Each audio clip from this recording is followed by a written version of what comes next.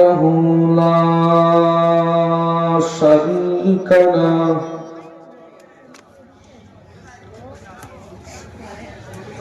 ونشهد أن سيدنا وحبيبنا ومولانا محمدا عبده ورسوله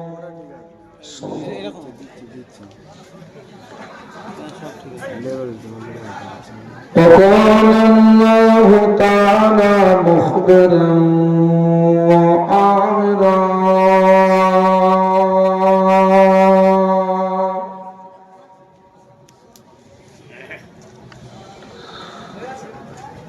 إن الله وملائكته يصلون على النبي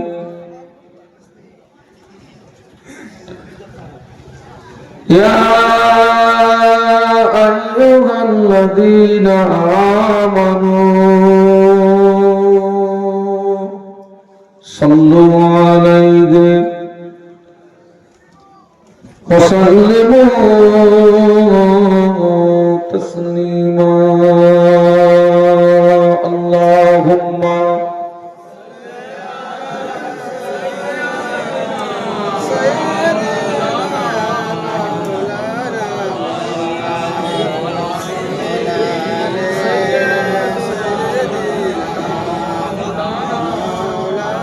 माशाअल्लाह तू मोहब्बत से अल्लाहुम्मा सल्ली अला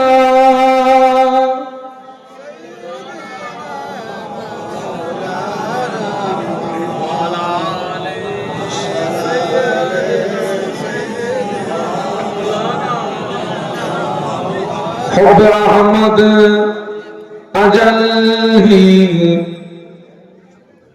सीने में है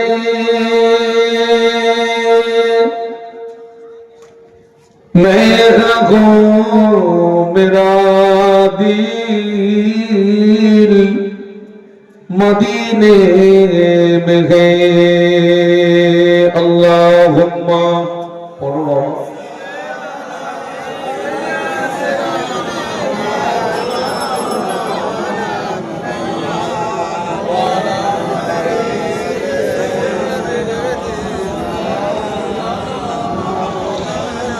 मेरे आंखों की पुतली में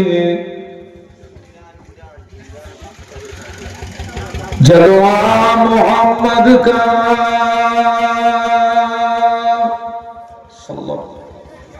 मेरे दिल के आईने में नक्शा मोहम्मद का कोई जन्नत में जाएगा कोई दोज़ख में पहुंचेगा मदीने की तरफ दौड़ा दीवाना मोहम्मद का अल्लाहुम्मा माशाअल्लाह माशाअल्लाह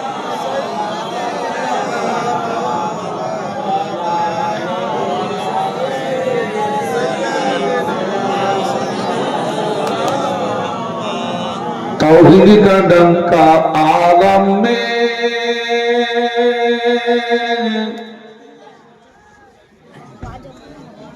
बजवा दिया कमले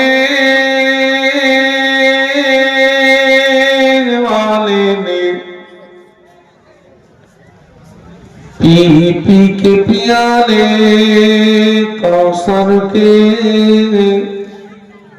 लौटेंगे मजा जीवन भर के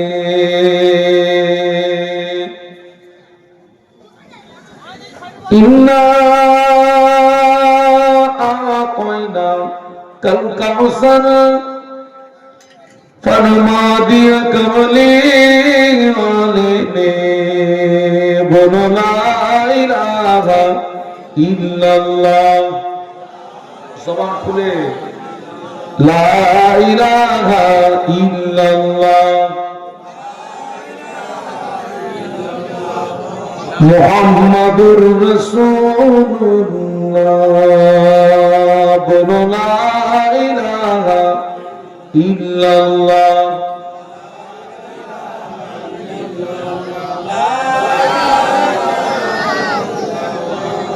मुहम्मदुर रसूलुल्लाह अल्लाहुम्मा सल्ली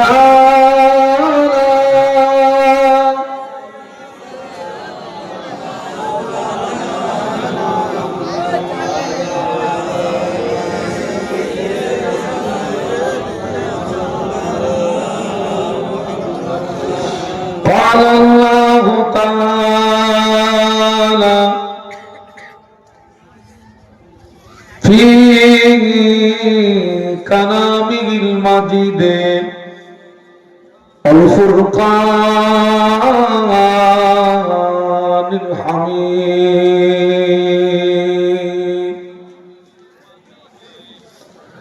بسم الله الرحمن الرحيم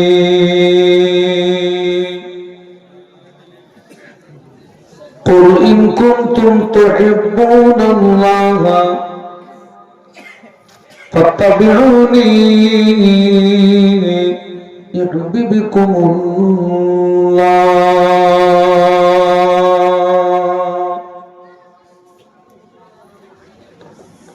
قال رسول الله صلى الله عليه وسلم لا يؤمن أحدكم حتى أكون أحب إليه من والده وولده والناس أجمعين أو كما قال عليه الصلاة والسلام সম্মানীয় আজকের মাহফিলের নির্বাচিত সুযোগ্য সুদক্ষ সভাপতি সাহেব, সম্মানীয় ওলামা হাজরাত, সম্মুখে উপবিষ্ট বিভিন্ন গ্রাম থেকে আগত ভদ্র মহোদয়গণ, পর্দার আড়ালে অবস্থিতা পর্দানশীনা আম্মা এবং বোনেরা, আল্লাহ পাকের দরবারে অসংখ্য শুকরিয়া যিনি আমাদেরকে দয়া করে মাহফিল পর্যন্ত পৌঁছে দিয়েছেন। সকলে কৃতজ্ঞতা প্রকাশে মহব্বতের সঙ্গে বলি আলহামদুলিল্লাহ। আর একটু আওয়াজ বাড়াতে হবে, আর একটু আওয়াজ বাড়াতে হবে। বিশ্বনবীর মাজার মুকদ্দাসে জানাই অসংখ্য দরুদ এবং সালাম। সম্মিলিতভাবে অন্তরের অন্তরস্থল থেকে বলি সাল্লাল্লাহু আলাইহি ওয়াসাল্লাম। আমি যতদূর পর্যন্ত এই মাহফিল সম্পর্কে শুনেছি, মাহফিল শুরু হয়েছে দিনের বেলা থেকে। আল্লাহ চাইলে সকাল পর্যন্ত মাহফিল চলবে। আপনারা প্রথমত একটি কথা শুনুন, সেই দিনের বেলা থেকে আমার আগ পর্যন্ত যত ওলামারা আলোচনা রেখেছেন, এক একজন বক্তা হলেন এক একটা ফুল। একটু সুবহানাল্লাহ বলুন। আর এক এক ফুলের সৌরভ এক এক রকম। সব ফুলের গন্ধ কি এক? একটা ফুল আছে, ওই ফুলটির নাম হচ্ছে গোলাপ ফুল।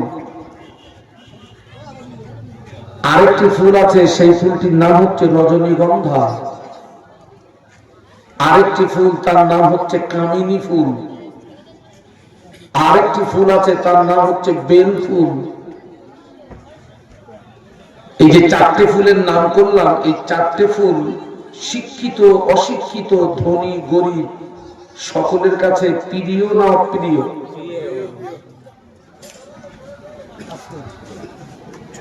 আমার পরে যিনি আসবেন তিনি হচ্ছেন গোলাপ ফুল।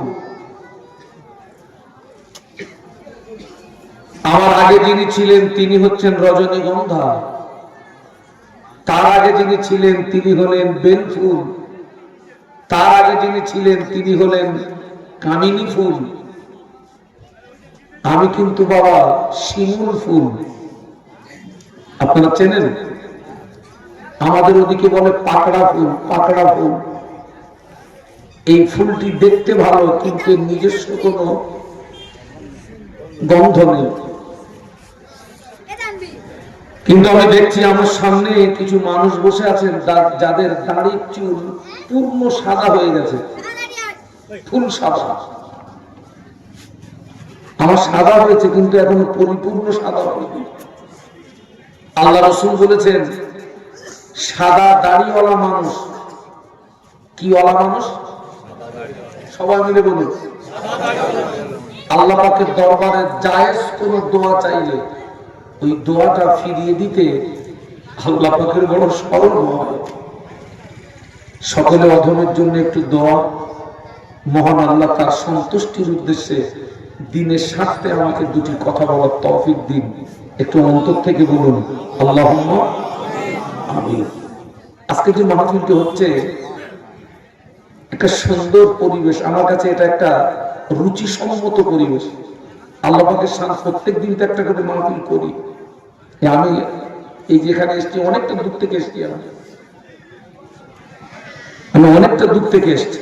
আমি ছিলাম সেই জীবনতলা, অনেক রাস্তা। তো আল্লাহ পাকের শান প্রত্যেক দিন একটা মাহফিল করি, কিন্তু কিছু কিছু মাহফিলের পরিবেশ আমাদেরকে মুগ্ধ করে দেয়। তো আজকের এই যে বেলুনির এই মাহফিল, বেলুনির এই মাহফিল আমাকে মুগ্ধ করে ফেলেছে। একটা সুন্দর সাজানো গোছানো পরিবেশ। তবে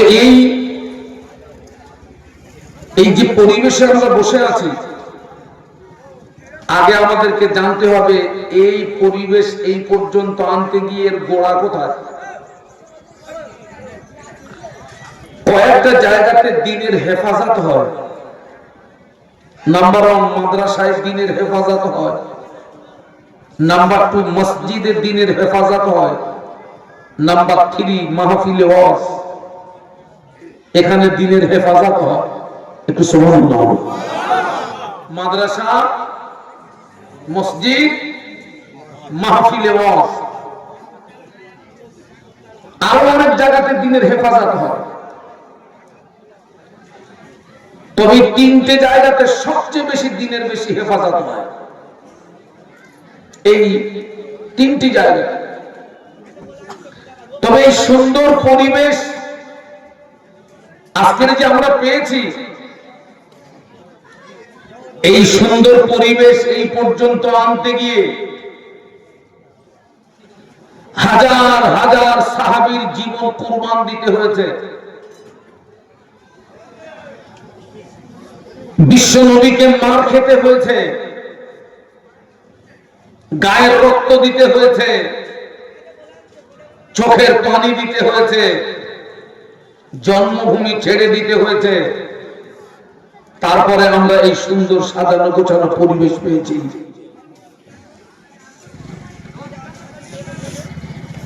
ইসলামের প্রথম যুদ্ধ হচ্ছে বদরের যুদ্ধ। কোন যুদ্ধ বললাম? বদর বদর বদর। আর ইসলামের দ্বিতীয় যুদ্ধ হচ্ছে উহুদ উহুদ উহুদ। আল্লাহ আমাকে 3 বার মক্কা শরীফ মদিনা শরীফে নিয়ে গেছেন। আল্লাহ 2 বার আমাকে ফরজ হজে নিয়ে গেছেন, 1 বার আমাকে উমরাতে নিয়ে গেছেন। হজের পিরিয়ডে বদরের ময়দানে আমার যাওয়া হয়নি। আল্লাহ আমাকে উমরায় নিয়ে গেলেন। আল্লাহ আমাকে বদর সফর করালেন, আল্লাহ আমাকে তায়েফ সফর করালেন। আল্লাহ নবীর শরীরের সবচেয়ে বেশি রক্ত ঝরেছিল কোথায়?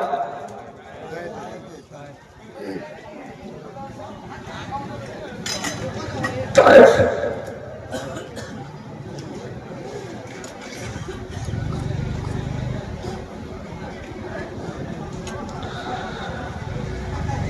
বদরের যুদ্ধে মুসলমানরা যদি হেরে যেত, এই সুন্দর পরিবেশ আমরা পেতাম না।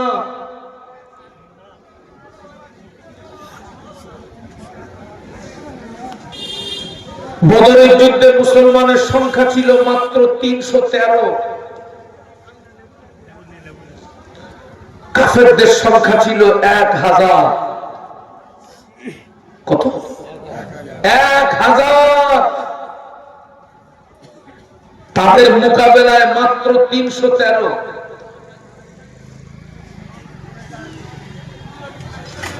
বদরের যুদ্ধের চিত্রটা ছিল এইরকম। আপনারা মনে করুন একটা ফ্যামিলিতে 5 জন, একটা পরিবারের 5 জন সদস্য। 5 জনের ভিতরে 3 জন ইসলাম গ্রহণ করেছে আর 2 জন ইসলাম গ্রহণ করেনি। আমার দিকে তাকান। তার মানে একই পরিবারে 5 জনের ভিতরে দল হলো কটা? 2টো দল। একটা হচ্ছে তৌহিদপন্থী আর দ্বিতীয়টি হচ্ছে বহুত্ববাদী। যারা তৌহিদপন্থী তারা ময়দানে এসছে দ্বীন ইসলামকে প্রতিষ্ঠিত করার জন্য, আর যারা কাফের তারা ময়দানে এসছে দ্বীন ইসলামকে ধ্বংস করার জন্য। চিত্রটা এরকম ছিল। বাপ তলোয়ার ধরেছে ছেলের বিরুদ্ধে, আর ছেলে তলোয়ার ধরেছে বাপের বিরুদ্ধে। বাপ তৌহিদপন্থী, ছেলে কাফের। কিংবা ওরা ঘুরিয়ে দেন, ছেলে তৌহিদপন্থী, বাপ কাফের। সাহাবীরা দ্বীন ইসলামকে প্রতিষ্ঠিত করার জন্য সন্তানের গলায় তলোয়ার চালাতেও দ্বিধাবোধ। সাহাবীরা দ্বীন ইসলামকে প্রতিষ্ঠিত করতে গিয়ে সন্তান হয়ে বাপের গলায় ও তলোয়ার চালাতে দ্বিধাবোধ। তবেই আমরা মাহফিলে বসে পেয়েছি। আল্লাহ নবী 23 বছর হজ করেছিলেন। মক্কাতে 13 বছর আর মদিনাতে বলুন 10 বছর। 13 10 23। এই 23 বছর আল্লাহ নবী ওয়াজ করলেন, নসিহত করলেন। মানুষ পরিবর্তন হলো না, মানুষ সোজা হলো না। আল্লাহ পাক নবীকে ডেকে বললেন, হাবিব, ওয়াজ নসিহত করে হবে না, বুঝিয়ে সুজিয়ে হবে না, ময়দানে আসতে হবে, লড়াই করতে হবে, দ্বীন বাঁচাতে হবে। একটু বলুন সুবহানাল্লাহ। 1000 কাফেরের নেতৃত্ব দিচ্ছে আবু জাহাল, আর 313 সাহাবীদের নেতৃত্ব দিচ্ছেন স্বয়ং বিশ্বনবী মুহাম্মাদুর। আবু জাহাল প্রচন্ড ক্ষমতা নিয়ে ময়দানে নেমেছিল, বদরের ময়দানে। আবু জাহাল হুঙ্কার দিচ্ছে, মদিনা উড়িয়ে দেব, দ্বীন মিটিয়ে দেব, মুহাম্মদকে মিটিয়ে দেব। প্রচন্ড ক্ষমতা নিয়ে নেমেছে আবু জাহাল। আল্লাহ নবী বললেন, আল্লাহ পাক বিশ্ব নবীকে বললেন, হাবিব, ময়দানে আসতে হবে, আবু জাহালের মোকাবেলা করতে হবে, দ্বীন বাঁচাতে হবে, ইসলাম বাঁচাতে হবে। তামাম পৃথিবীর জমিনে বহু ধর্ম আছে, আমি কোন ধর্মকে ছোট করতে আসি না। আল্লাহর কোরআন সাক্ষী দিয়েছে, লাকুম দীনুকুম ওয়ালিয়া দীন। তবে तमाम পৃথিবীর জমিনে যত ধর্ম আছে আল্লাহ পাকের কাছে একটি ধর্ম মনোনীত, ইন্নাদ দীনা ইনদাল্লাহিল ইসলাম। একটু জোরে বলুন, আরো জোরে বলুন। একটা ধর্ম মনোনীত ধর্ম, সেই ধর্মের নাম ইসলাম। এই ইসলাম আমাকে শিখিয়েছে মসজিদে যাওয়ার নিয়ম, এই ইসলাম আমাকে শিখিয়েছে বাথরুমে যাওয়ার নিয়ম। সুবহানাল্লাহ বলুন। দুটো নিয়ম এক না। ইসলাম আমাদেরকে শিখিয়েছে মসজিদে যাওয়ার নিয়ম শিখিয়েছে ইসলাম, বাথরুমে যাওয়ার নিয়ম শিখিয়েছে ইসলাম। আল্লাহ পাক যে নবীকে আদেশ করলেন, হাবিব ওয়াজ নসিহত করে হবে না, ময়দানে আসতে হবে, আবু জাহালের মোকাবেলা করতে হবে, লড়াই করতে হবে, দ্বীনকে বাঁচাতে হবে। আল্লাহর নবী সাহাবীদেরকে যে এই কথাটা বলবেন যে সাহাবীরা আমার সঙ্গে যেতে হবে বদরের ময়দানে, যে সাহাবীদেরকে নিয়ে রাসূলুল্লাহ বদরে যাবেন তারা সবেমাত্র মক্কা থেকে হিজরত করে মদিনাতে এসেছেন। বাপ হারা, মা হারা, বিবি হারা, সন্তান হারা, ভিটে হারা। আল্লাহ নবী খুব টেনশনে পড়ে গেলেন, আমি এখন এদেরকে কি করে বলি? এরা তো সবেমাত্র এসছে হিজরত করে, আমি এখন এদেরকে কি করে বলি যে আমার সঙ্গে ময়দানে যেতে হবে, আবু জাহালের মোকাবেলা করতে হবে, দ্বীন বাঁচাতে হবে, লড়াই করতে হবে, জীবন দিতে হবে। এরা যদি আমাকে রেখে পালিয়ে যায়, এরা যদি আমাকে রেখে চলে যায়, ইসলাম তো এ পর্যন্ত সমাপ্ত হয়ে যাবে, ইসলাম তো এ পর্যন্ত কবর হয়ে যাবে। আমি কি করে বলি? আল্লাহ নবী চিন্তা করছেন, ওরা যদি মুসা নবীর উম্মতের মতো আমাকে বলে তুমি আর তোমার আল্লাহ গিয়ে যুদ্ধ করো, খুব টেনশনে পড়ে গেলেন আল্লাহ নবী, খুব টেনশনে পড়ে গেলেন। আল্লাহ নবী সাহাবীদের ডাকলেন,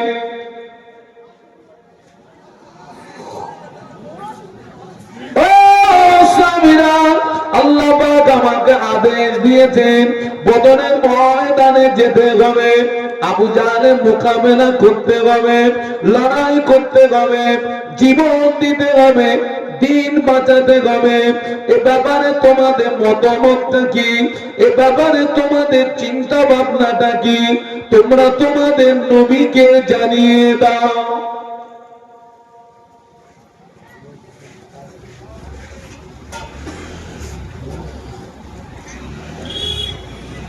তোমাদের মতামত কি? তোমাদের চিন্তা ভাবনাটা কি? সাহাবীরা জবাব দিয়েছিলেন, ইয়া রাসূলুল্লাহ, হাবিবাল্লাহ, হুজুর আপনি ঘাবড়াবেন না, হুজুর আপনি ভয় পাবেন না, হুজুর আপনি চিন্তা করবেন না, হুজুর আপনি আমাদেরকে নিয়ে ময়দানে চলুন, আমরা আপনার সামনে, আপনার পিছনে, আপনার ডাইনে, আপনার বায়ে, সর্বক্ষণ আমরা আপনার সঙ্গী হয়ে থাকবো। বলতে পারলেন না? মহব্বতে বলতে পারলেন না? আমাদের নবী ভালোবাসার সাহাবীদের নবী ভালোবাসার দুটো এক। আমাদের অধিকাংশ মানুষ নবী ভালোবাসার দাবিটা সবাই মিলে বলুন, এখানে না।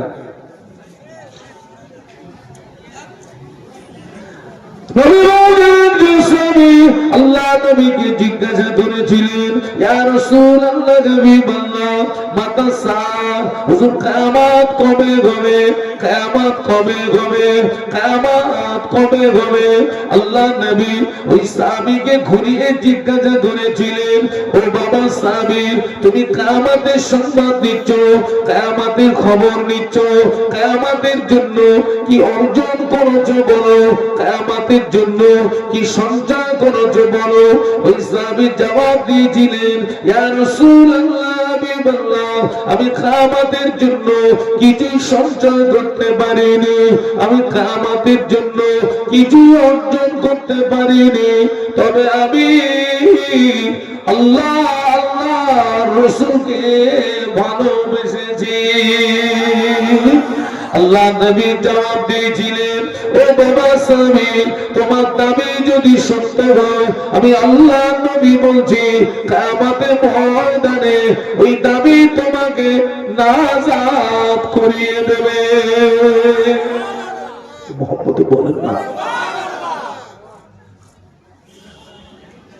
হুজুর আপনি ঘাবড়াবেন না, হুজুর আপনি ভয় পাবেন না, আপনি টেনশন নেবেন না, আপনি আমাদেরকে নিয়ে ময়দানে চলুন, আমরা আপনার সামনে, আপনার পিছনে, আপনার ডায়ে, আপনার বায়ে সর্বক্ষণ আপনার সঙ্গী হয়ে রইলাম।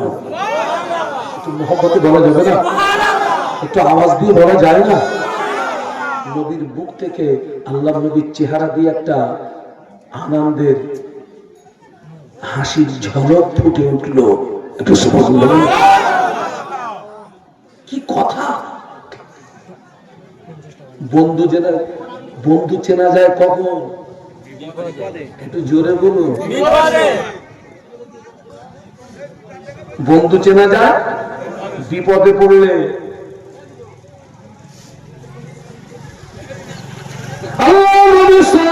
নিয়ে বদরের ময়দানে রওনা হলেন। আল্লাহ নবী সাহাবীদের সঙ্গে ঘুরে নিয়ে বদরের ময়দানে রওনা হলেন। আল্লাহ নবী সাহাবীরা বদরের তাঁবু গড়লেন। তার আল্লাহ নবী একটা তাঁবুর ভিতরে প্রবেশ করে আল্লাহ নবী আল্লাহ জমিনে সিজদায় পড়ে গেলেন। আল্লাহ জমিনে সিজদায় পড়ে গিয়ে কাঁদতেছেন, আল্লাহ পাক তুমি যদি চাও তোমার দ্বীনকে বাঁচিয়ে রাখবে, ইসলামকে বাঁচিয়ে রাখবে, আল্লাহ পাক বদরের ময়দানে তুমি আসমান থেকে আমাদের উপরে সাহায্য করো। তুমি যদি চাও তোমার দ্বীনকে মিটিয়ে দেবে, ইসলামকে মিটিয়ে দেবে আল্লাহ পাক, তাহলে বদরের ময়দানে তুমি আমাদেরকে শহীদ করে দাও। কথা বুঝতে পারছেন না? পারছেন না? আল্লাহ তুমি যদি চাও তোমার দ্বীনকে বাঁচিয়ে রাখবে, ইসলামকে বাঁচিয়ে রাখবে, তাহলে এই বদরের ময়দানে তুমি আসমান থেকে আমাদের উপরে সাহায্য করো। আর তুমি যদি চাও তোমার দ্বীন মিটিয়ে দেবে, ইসলাম মিটিয়ে দেবে, তাহলে বদরের ময়দানে তুমি আমাদেরকে শহীদ করে দাও।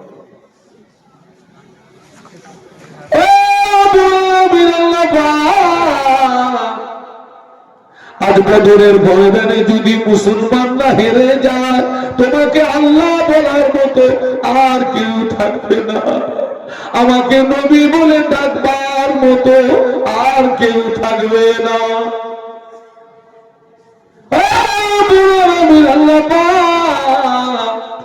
এই বদরের ময়দানে মুসলমানরা যদি হেরে যায়, তোমাকে আল্লাহ বলে ডাকার মতো, আমাকে নবী বলে ডাকার মতো আর কেউ থাকবে না। কাঁদছেন আল্লাহ নবী সিজদায় পড়ে। দ্বীনকে বাঁচানোর জন্য, ইসলামকে বাঁচানোর জন্য। একটু সুবহানাল্লাহ বলুন। আজকের নবী দিবস উপলক্ষে মাহফিল হচ্ছে তো, বুকে হাত দিয়ে বলুন তো, সেই দ্বীন ইসলাম আমাদের দ্বারাতে দ্বীন ইসলামের উপকার হয় না, অধিকাংশ মানুষের দ্বারা ক্ষতি হয়। বলুন বলুন বলুন।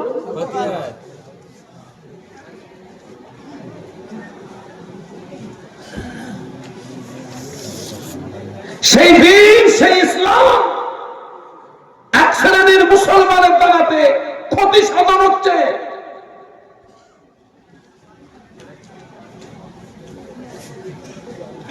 আল্লাহ নবী বদরের ময়দানে তাঁবুর ভিতরে গিয়ে কাঁদে, আল্লাহ নবীর কলিজা ছেড়া সাহাবী আবু বকর সিদ্দিক রাদিয়াল্লাহু আনহু গুটি গুটি পায়ে ওই তাঁবুর ভিতরে প্রবেশ করলেন।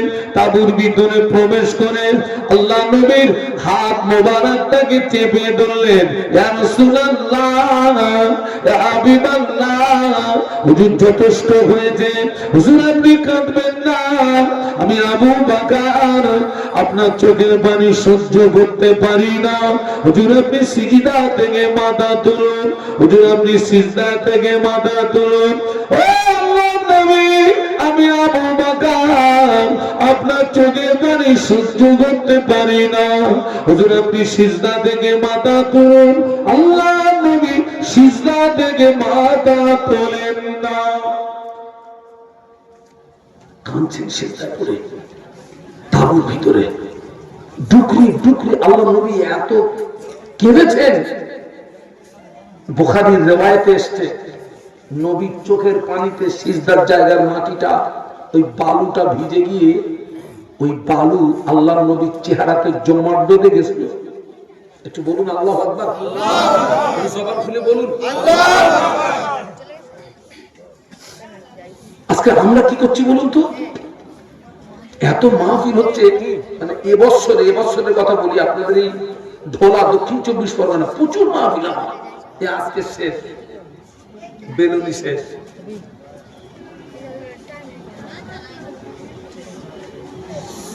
এইটা গত রাত্রে আগের রাত্রে এসেছিলাম, এটা বলুন তো, নীলের হাটে এসেছিলাম। এই দীঘা থেকে কদিন আগে আমি আসলাম মাদারপাড়া, তার কদিন আগে আমি আসলাম বড় ফকর না কি আছে না, এই তো কিছুদিন আগে আপনাদের এই যে একটু আগে যে মসজিদ ধোলা, আপনার 3 মাথা থেকে একটু আগে গিয়ে ওই যে পাম্পটা পেরিয়ে একটা মসজিদ আছে, আমি ওখানে আসলাম। এত মাহফিল হচ্ছে, পরিবর্তন কতটা আমাদের ভিতরে।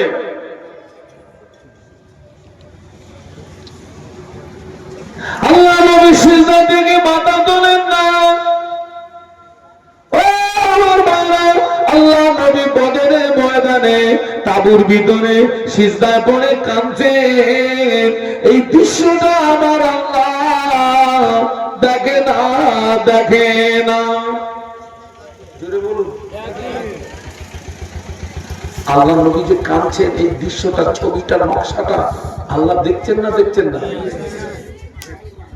তামাম পৃথিবীর মানুষ নবীর চোখের পানি সহ্য করতে পারলেও আল্লাহ তার হাবিবের চোখের পানি সহ্য করতে পারেন না।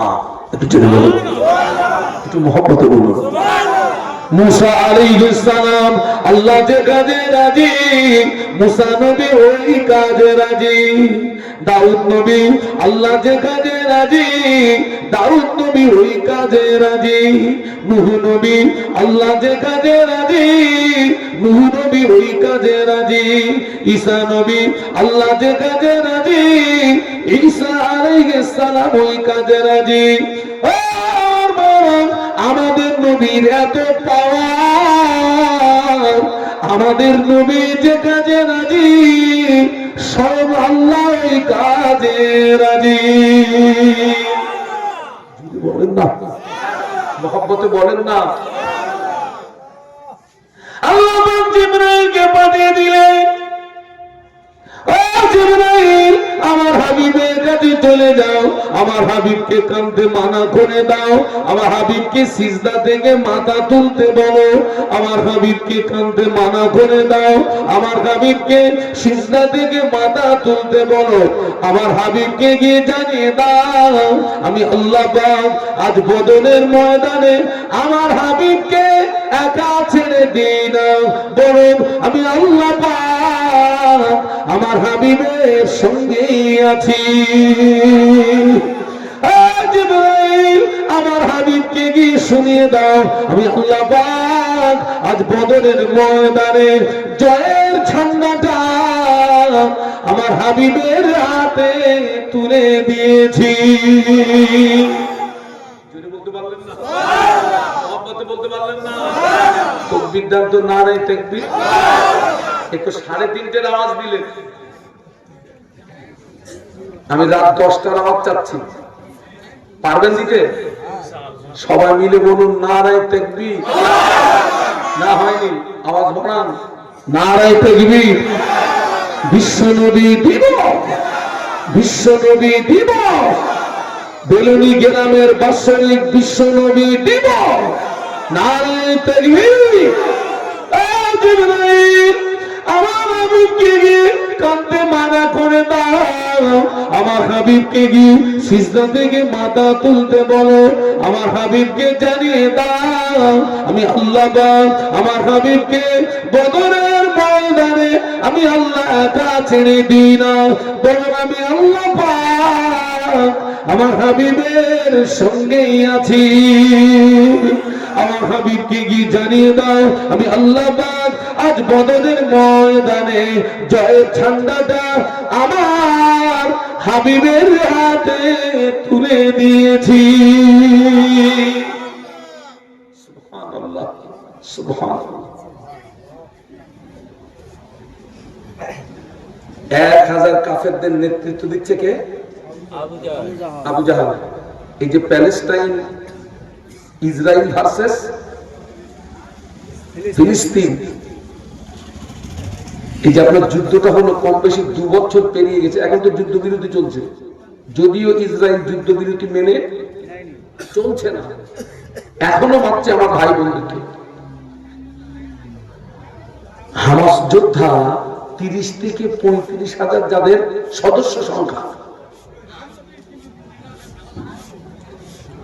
তারা 10,000, 20,000, 30,000 টাকা দিয়ে যে অস্ত্র বানিয়েছে।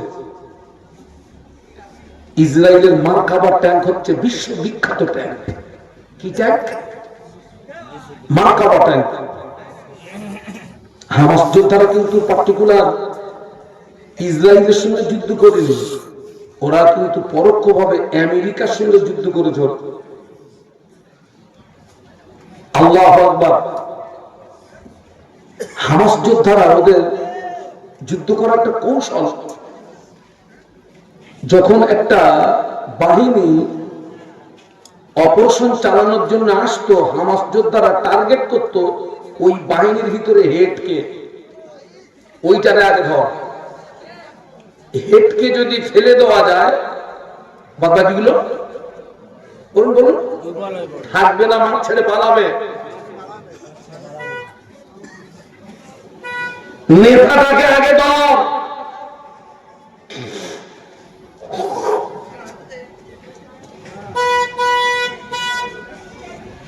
আল্লাহ নবী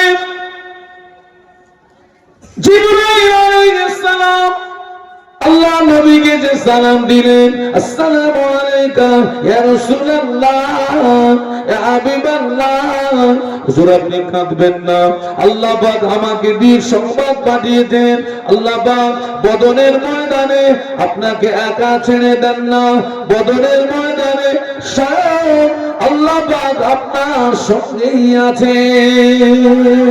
শুধু তাই নয়, আজ বদরের ময়দানে আল্লাহ পাক জয়ের ঝান্ডাটা আপনার হাতে তুলে দিয়েছে। আল্লাহ নবী সিজদা থেকে মাথা তুললেন, কিন্তু আল্লাহ নবী বদরের ময়দানে তাবুর ভিতরে আল্লাহর জমিনে এত কান্না কেঁদেছেন, বালুগুলো ভিজে গিয়ে আল্লাহ নবী চেহারাতে একটা জমাট বেঁধে গেল। আল্লাহ নবী সিজদা থেকে মাথা তুলেছেন, কিন্তু মেজাজটা ছিল জালালি মেজাজ। কি মেজাজ? খুব জালালি মেজাজ, রাগান্বিত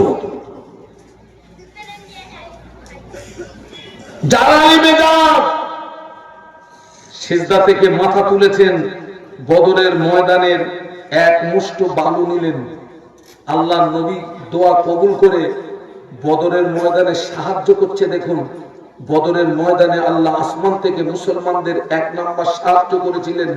1 নাম্বার সাহায্য আল্লাহ বদরের ময়দানে বিশ্বনবীর সিজদা থেকে মাথা তুলে এক মুষ্ঠ বালু নিয়ে আল্লাহ নবী 1000 কাফেরের দিকে যে নিক্ষেপ করেছিলেন, নবীর এক মুষ্ঠ বালু আল্লাহ ওই বদরের ময়দানে 1000 কাফেরের চোখের ভিতরে এবং কানের ভিতরে আল্লাহ পৌঁছে দিয়েছিলেন।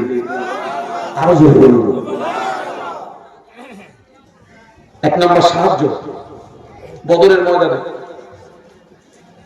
আল্লাহ নবী এক মুষ্ঠ বালু নিক্ষেপ করেছেন, ওই বালুটা 1000 কাফেরের চোখের ভিতরে এবং কানের ভিতরে আল্লাহ পৌঁছে দিয়েছিলেন।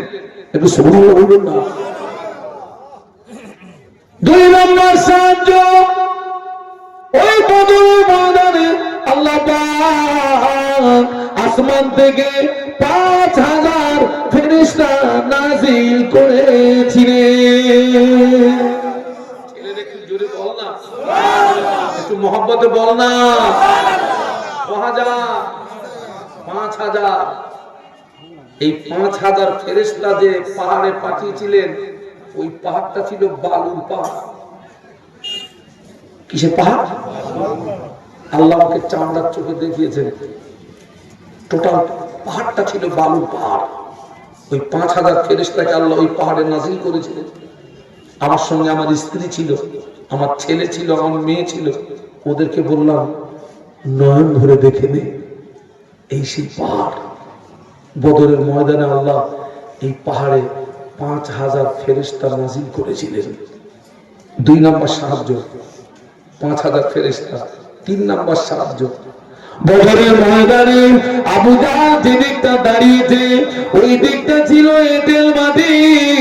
আল্লাহ নবী যে দিকটা দাঁড়িয়েছিলেন, ওই দিকটা ছিল বালু মাটি। কি মাটি?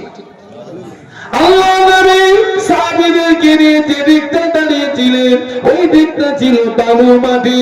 আবু জাহল তার সৈন্য নিয়ে যে দিকটা দাঁড়িয়েছিল, ওই দিকটা ছিল এঁটেল মাটি। এখন আপনারা বলুন, যুদ্ধ করতে সুবিধা হবে কাদের?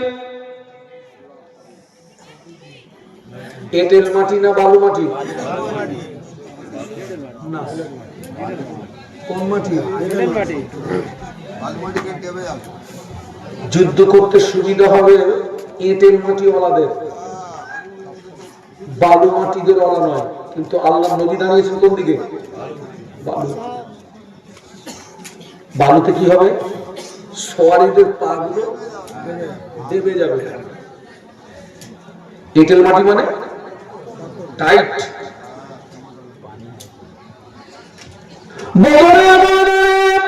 আল্লাহ পাক 17 রমজান আল্লাহ পাক ওই বদরের ময়দানে আসমান থেকে রহমতের পানি দিয়ে আল্লাহ পাক বিশ্বনবীর পায়ের নিচের মাটি মজবুত করে দিয়েছিলেন।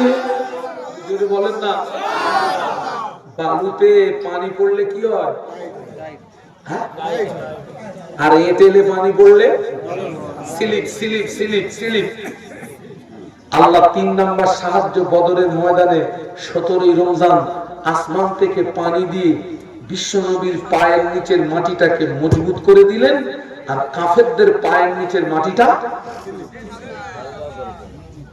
ওই বদরের ময়দানে 2 তরুণ মাঝ এবং মুআজ রাদিয়াল্লাহু তাআলা আনহুমা আল্লাহ নবীর সামনে দাঁড়িয়ে গেলেন। ইয়া রাসূলুল্লাহ, হাবিবাল্লাহ, হুজুর আপনি আমাদের অনুমতি দিন, আমরা যুদ্ধে যাব, শহীদ হব, আমরা যুদ্ধে যাব, শহীদ হব। আল্লাহ নবী বললেন, কি করে তোমাদের অনুমতি দিই? তোমাদের বয়সটা বড় কাঁচা, 2 তরুণকে দে যারে যা, আপনি আমাদের অনুমতি দিন, আমরা যুদ্ধে যাব, শহীদ হব। আল্লাহ নবী 2 তরুণের কান্না সহ্য করতে না পেরে আল্লাহ নবী বললেন, বেশ, তোমরা দুজন কুস্তি লড়ো, যে জিতে যাবে পারমিশন পেয়ে যাবে। মাঝ বড়, মুহাম্মদ ছোট, হযরত মাঝ বড়, মুহাম্মদ ছোট। মুহাম্মদ মাঝের কানে কানে বলে, ভাই তুই তো আমাকে এক ধাক্কায় ফেলে দিবি ভাই, দ্বিতীয়বারে আমি যখন তোকে ধরবো তুই ইচ্ছা করে একটু পড়ে যাবি, তা না হলে আমি যুদ্ধের পারমিশন পাবো না। আল্লাহ নবী দুই তরুণের মনের ভাব বুঝতে পেরে আল্লাহ নবী দুই তরুণকে যুদ্ধের অনুমতি দিয়ে দিলেন।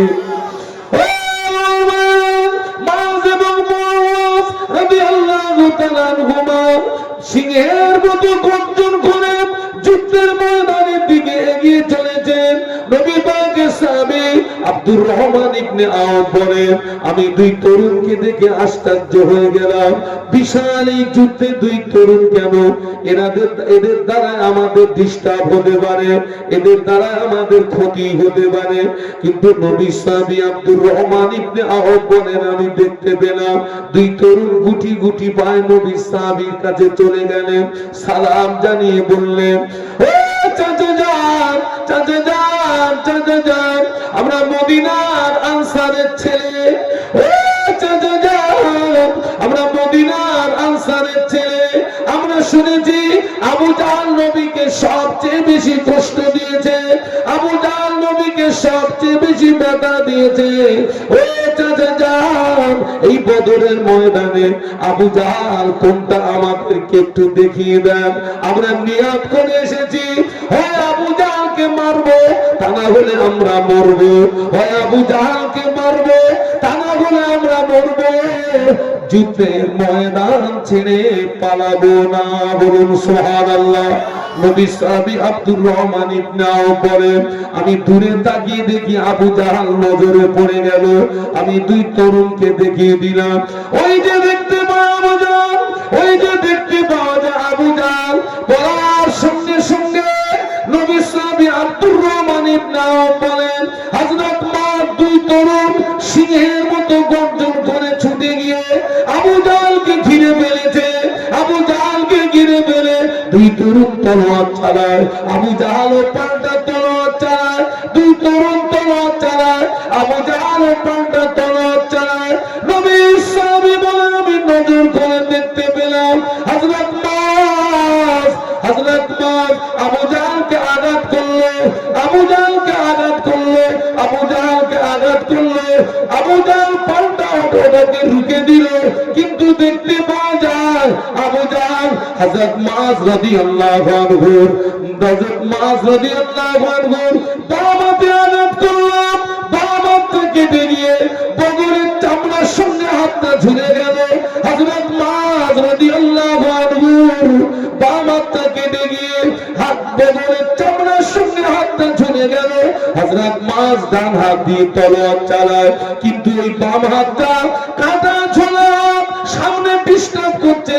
ডান হাত দিয়ে তলোয়ার চালাচ্ছে, কিন্তু কাটা ঝোলা হাতটা সামনে ডিস্টার্ব করছে।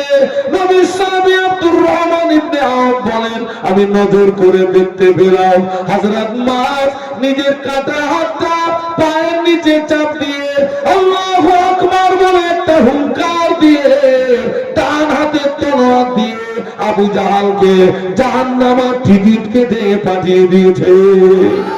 আর একটু জোরে বলুন। আরে ধরেছে কারে?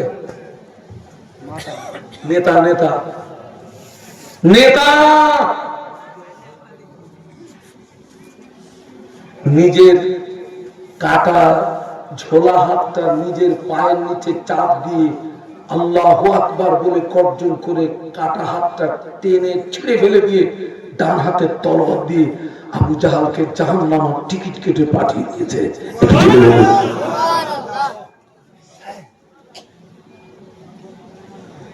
কিছু সময় পরে দুজন মাস এবং মুআওয়াজ রাদিয়াল্লাহু আনহুমা দুজনেই শহীদ হয়ে গেলেন।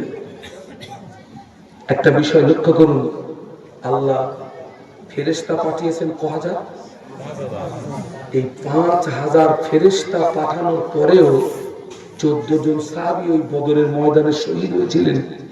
তাহলে আবু জাহল কতটা ক্ষমতা নিয়ে নেমেছিল বদরের ময়দানে? কথা বুঝতে পারছেন না? কতটা ক্ষমতা নিয়ে নেমেছিল আবু জাহল, যে 5000 ফেরেশতা দিয়ে আল্লাহ সাহায্য করার পরেও 14 জন সাহাবীকে বদরের ময়দানে জীবন দিতে হয়েছে। তবেই আমরা মসজিদ পেয়েছি, মাদ্রাসা পেয়েছি, দ্বীন পেয়েছি, ইসলাম পেয়েছি, মাহফিলে ওয়াজ পেয়েছি। আজকে আমাদের দ্বারাতে কি হচ্ছে বলতো?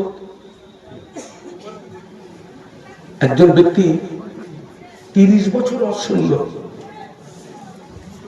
আজও পর্যন্ত সেই লোকটা নামাজের সঙ্গে সম্পর্ক তৈরি করতে পারলো না। 20 বছর ওয়াজ শুনেছে, এখনো সেই লোকটা মসজিদের সঙ্গে সম্পর্ক তৈরি করতে পারেনি। 10 বছর ওয়াজ শুনেছে, এখনো পর্যন্ত নামাজের পার্টির সঙ্গে সম্পর্ক তৈরি করতে পারেনি। এর চেয়ে দুঃখ, এর চেয়ে আফসোস, এর চেয়ে লজ্জা আর কিছু আছে? বলুন, কথা বলুন। আল্লাহ রাসূল কি আমাদেরকে এই শিক্ষা দিয়ে গেছেন? ইসলাম কি আমাদেরকে এই শিক্ষা দিয়েছে?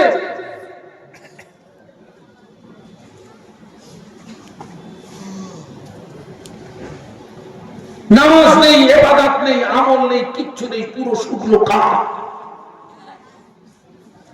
30 বছর শুনেছে, 20 বছর শুনেছে, 10 বছর শুনেছে, এখনো পর্যন্ত জীবনটা সংশোধন হয়নি।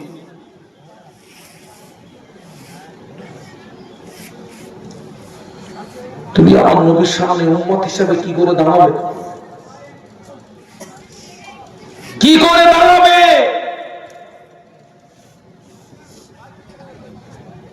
সারা রাত ওয়াজ শুনেছে, মাগরিবের নামাজ পড়িনি, এশার নামাজ পড়িনি, ফজরের নামাজও। বলুন বলুন, লাভ না লস? কিরকম লস? এই যে আপনারা সারা রাত জেগে ওয়াজ শুনছেন, এটা হচ্ছে নফল ইবাদত। কি ইবাদত? সবাই মিলে বলুন, নফল ইবাদত। মাগরিবের নামাজ, এশার নামাজ, ফজরের নামাজটা কি ইবাদত? এখন কেউ ওই ফরজ বাদ দিয়ে এই সারা রাত নফলে কাটিয়ে দিল, লাভ হলো না লস হলো? আমি দৃষ্টান্তটা এইরকম দেই, তোমার 1 টাকা হারিয়ে গেছে, তুমি 5 টাকার মোমবাতি কিনে খুঁজতেছো। হারিয়ে গেছে কত? মোমবাতির দাম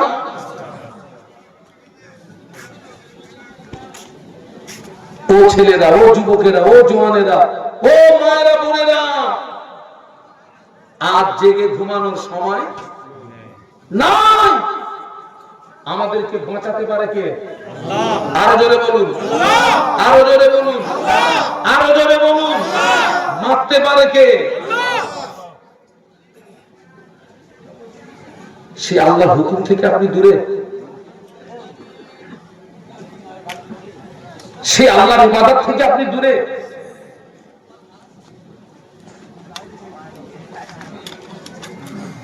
এই দ্বীনকে বাঁচাতে গিয়ে, ইসলামকে বাঁচাতে গিয়ে আল্লাহর নবী কি শুধু একটা যুদ্ধ করেছেন?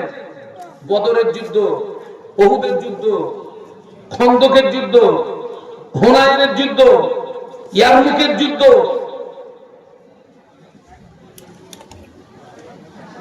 এই যে যুদ্ধগুলো করেছেন, নামাজ বাদ দিয়ে না নামাজ কায়েম করে?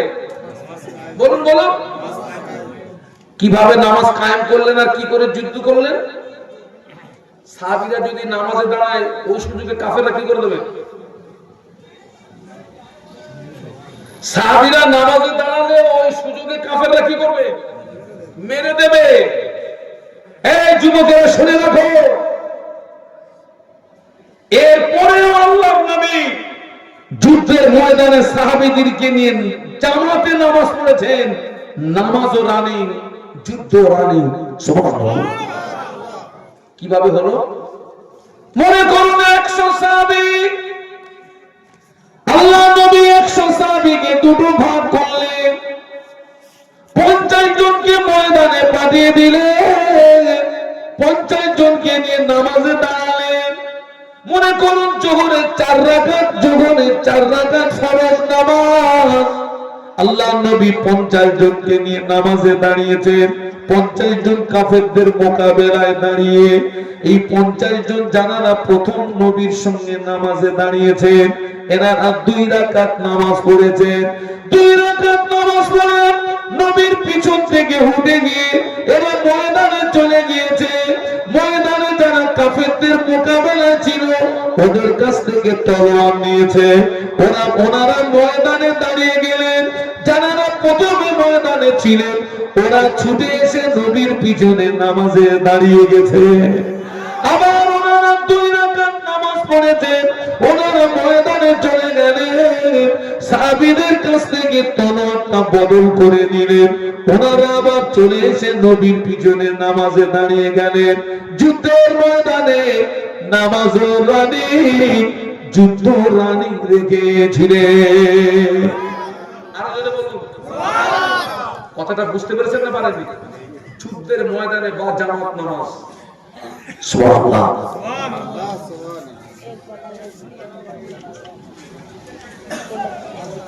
আমরা কি করছি? আমরা কি যুদ্ধের ময়দানে?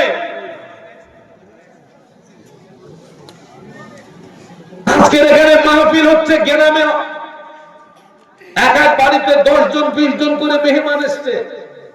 মেয়েদের আজকের খাটনি খুব। মেহমান এসছে মানে ওদের যদি মেহমানদারি না করে বাড়ি গিয়ে সুনাম করবে না বদনাম করবে? ওরা রান্না বান্না করে সব খাইয়েছে। হ্যাঁ, বাড়িতে যদি মেহমান আসে ওদেরকে একটু মেহমানদারি করতে হবে, কিন্তু খবর নিয়ে দেখেন অধিকাংশ বাড়ির মেয়েরা এশার নামাজ পড়েনি। ঠিক বলছি না ভুল বলছি?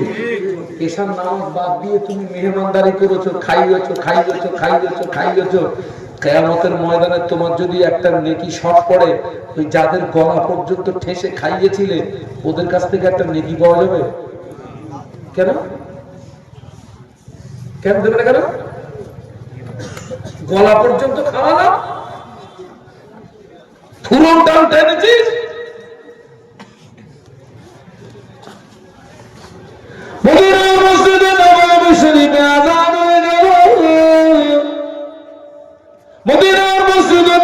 শরীফে মুয়াজ্জিন হাফসি বেলাল, মদিনার মসজিদে নববী শরীফে যখন আযান দিতেন, হাফসি বেলালের আযানের আওয়াজ আল্লাহ পাকের আরশ মুআল্লাতে পৌঁছে যেত। মদিনার মসজিদে নববী শরীফে আযান হয়ে গেল। সাহাবীরা মসজিদে চলে এসেছেন, টোটাল সাহাবীরা মসজিদে চলে এসেছেন। আল্লাহর নবী মসজিদে আসেন নাই। আল্লাহর নবী বড় অসুস্থ, আল্লাহর নবী বড় দুর্বল, আল্লাহর নবীর উঠে দাঁড়ানোর মতো ক্ষমতা নাই, এত দুর্বল, এত অসুস্থ। সাহাবীরা মসজিদে এসেছেন কিন্তু নবীর অবর্তমানে নামাজ শুরু করতে পারছেন না, কারণ নবীর অবর্তমানে ইমামতির জায়গায় দাঁড়াবে কে? নবীর অনুমতি ছাড়া কোন সাহাবী যেতে পারবে? কার বুকের পাটা আছে? কি আমরা যে একটা মাহফিলে মাগরিবের নামাজ হবে, বড় আলেমটা পিছনে চুপ করে দাঁড়িয়ে আছে, ইমামতির জায়গায় যেতে যাচ্ছে না ভয়ে। আর ইমামতি করা কি সহজ না কঠিন? ওর পিছনে যত মানুষ দাঁড়াবে তার দায়িত্বটা। বড় আলেমটা পিছনে চুপটি মেরে লুকিয়ে আছে, আমাকে যেন না বাধা। কিন্তু আর একটা ছোট হুজুর লাফাচ্ছে ইমামতি করবে। হ্যাঁ, ছোট হুজুর কি করছে? লাফাচ্ছে, ইমামতি করবে। সাহাবীরা সব চলে এসেছেন, আল্লাহ নবী আসেননি। সাহাবীরা এসছেন কিন্তু নামাজ শুরু করতে। বেলাল রাদিয়াল্লাহু আনহু আল্লাহ নবী হুজরা শরীফের ভিতরে চলে গেলেন। আল্লাহ নবী হুজরা শরীফের ভিতরে চলে গিয়ে আল্লাহ নবীকে সালাম দিলেন, আসসালামু আলাইকা ইয়া রাসূলুল্লাহ, হাবিবাল্লাহ। মানুষেরা নামাজের জন্য ইন্তজার করছে, মানুষেরা নামাজের জন্য অপেক্ষা করছে। আল্লাহ নবী জবাব দিলেন, ও বেলাল চলে যাও, মুর আবু বকরিন ফালিউসাল্লি বিন-নাস, আমার আবু বকরকে গিয়ে বলো আমার আবু বকর যেন মানুষের নামাজটাকে পড়িয়ে দেয়। আমি অসুস্থ আছি, আমি দুর্বল আছি, আমি যেতে পারবো না বাবা। আমার আবু বকরকে গিয়ে বলো আমার আবু বকর যেন মানুষের নামাজটাকে পড়িয়ে দেয়। আমি যেতে পারবো না, আমি অসুস্থ। ইমাম হিসাবে কার নাম বললেন? কার নাম? আমার আবু বকরকে গিয়ে বলো না নামাজটা পড়িয়ে দিতে, বলো না। কথাটা শুনতে পেয়েছেন আম্মা আয়েশা সিদ্দিকা রাদিয়াল্লাহু আনহা, যিনি বিশ্বনবীর ছোট স্ত্রী, আমাদের ছোট আম্মা আবু বকর সিদ্দিক রাদিয়াল্লাহু আনহু মেয়ে। আয়েশা সিদ্দিকা রাদিয়াল্লাহু তাআলা আনহা আল্লাহ নবীকে সালাম দিয়ে বলেছিলেন, ইয়া রাসূলুল্লাহ, হাবিবাল্লাহ, আমার আব্বা জানকে ইমামতির জায়গায় দাঁড় করাবেন না। আমার আব্বা জান মনটা বড় নরম, আমার আব্বা জান অন্তরটা বড় নরম। হুজুর, আমার আব্বা জানকে ইমামতির জায়গায় দাঁড় করিয়ে দিলে আমার আব্বা জান আপনাকে না পেয়ে কেঁদে ফেলবে, আমার আব্বা জান আপনাকে না পেয়ে রোনাজারি করবে। হুজুর, এই দায়িত্বটা আপনার অন্য কোন সাহসী সাহাবীকে দিন। আল্লাহ নবী আবার বললেন, ও বাবা বেলাল চলে যাও, মুর আবু বকরিন ফালিউসাল্লি বিন-নাস, আমার আবু বকরকে গিয়ে বলো আমার আবু বকর যেন মানুষের নামাজটাকে পড়িয়ে দেয়। আল্লাহ নবীর অনুমতি দে আবু বকর সিদ্দিক রাদিয়াল্লাহু আনহু ইমামতি দে মদিনার মসজিদে নববী শরীফে নামাজ শুরু হলো। যখনই নামাজ শুরু হলো আল্লাহ নবী গনের ভিতরে থাকতে পারেন না। আল্লাহ নবী অস্থির হয়ে পড়েছেন, আল্লাহ নবী ব্যাকুল হয়ে পড়েছেন।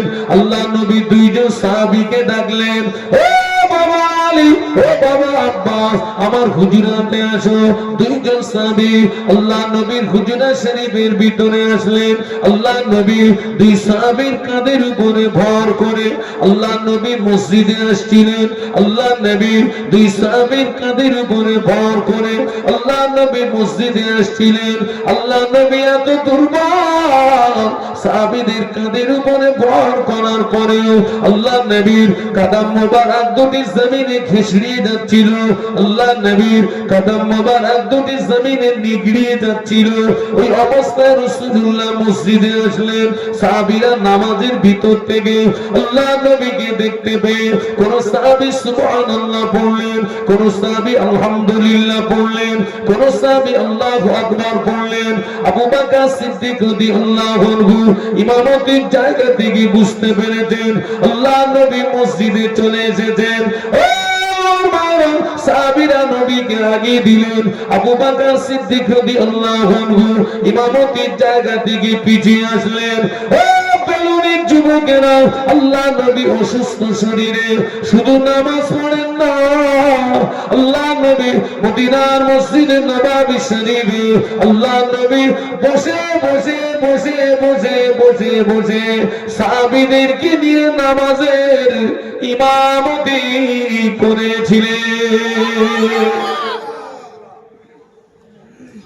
নবী দিবস করছেন, করুন আলহামদুলিল্লাহ। নবীর ওই আদর্শ যেন তোমার মধ্যে থাকে। আর নইলে এই পাবা, কি নামে, কি না, এই পাবা।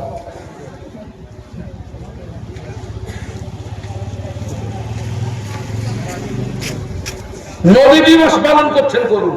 নবীর ওই আদর্শ যেন তোমার মধ্যে থাকে।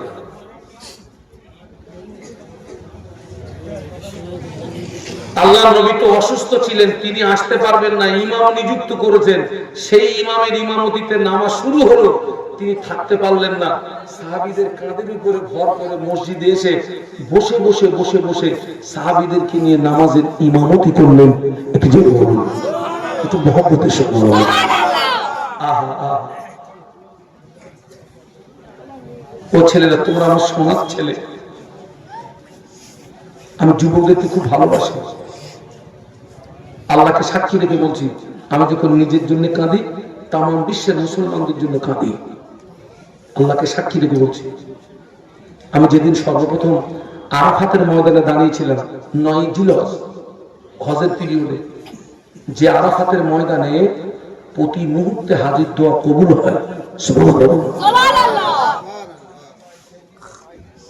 ওই আরাফাতের ময়দানে একটা নিম গাছের গোড়ায় দাঁড়িয়ে 1.5 ঘন্টার মতো জীবনের সব কথা আল্লাহকে বলে এসেছি। আর তাম পৃথিবীর মুসলমানদের জন্য চোখের পানি দিয়ে আল্লাহর কাছে কেঁদে এসেছি। আল্লাহ আমার জাত বাঁচাও, আমার কম বাঁচাও, আমার জাত বাঁচাও, আমার কম বাঁচাও।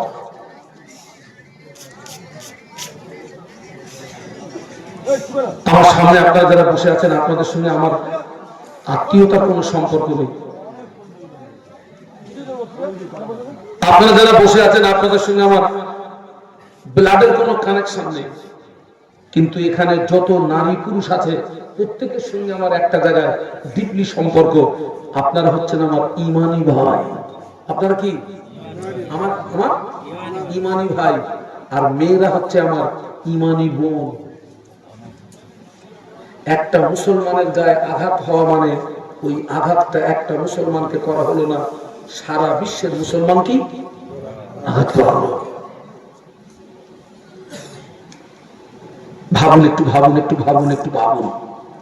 আমি শামসুল আলম আপনাদেরকে ভোগলামি দিতে আসিনি। নবী দিবস উদযাপন করছেন, আলহামদুলিল্লাহ করুন, কিন্তু আসল জিনিসটা ছেড়ে দেবেন না। আমরা তো আসল ছেড়ে দিয়ে আমরা তো আসল ছেড়ে দিচ্ছি। আজকের তো রাসূলুল্লাহ সাহাবীদের কাঁধের উপরে ভর করে এসেছেন। ওই অসুস্থতার পিরিয়ডে এমন দিন চলে গেছে, টোটালে আল্লাহর নবী আসেননি।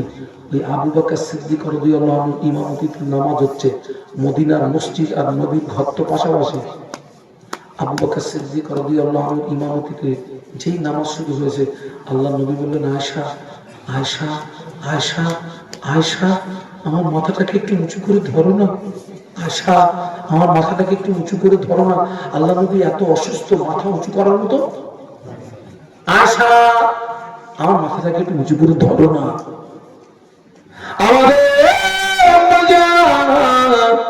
আয়েশা সিদ্দিকা রাদিয়াল্লাহু তাআলা আনহা, আল্লাহ নবীর মাথা মোবারকটাকে উঁচু করে ধরলেন। ঘরের পর্দাটা সরিয়ে দেওয়া হলো, ঘরের পর্দাটা সরিয়ে দেওয়া হলো। আল্লাহ নবী সাহাবীদের নামাজের দিকে চেয়ে আল্লাহ নবীর নূরের চোখ দিয়ে পানি গড়িয়ে যায়।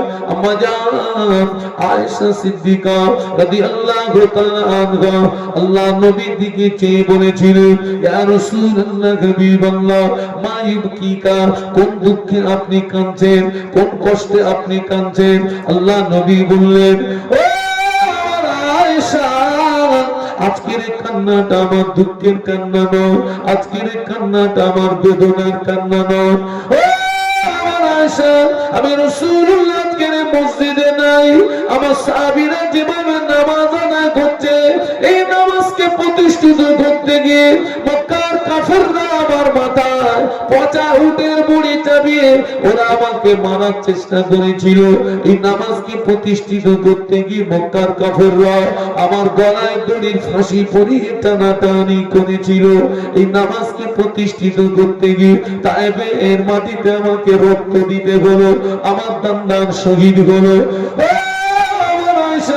আমি রাসূলুল্লাহর মসজিদে নাই, আমার সাহাবীরা যেভাবে নামাজ আদায় করছে, ভবিষ্যতের একটা ছবি আমার সামনে ফুটে উঠেছে, ভবিষ্যতের একটা চিত্র আমার সামনে ফুটে উঠেছে।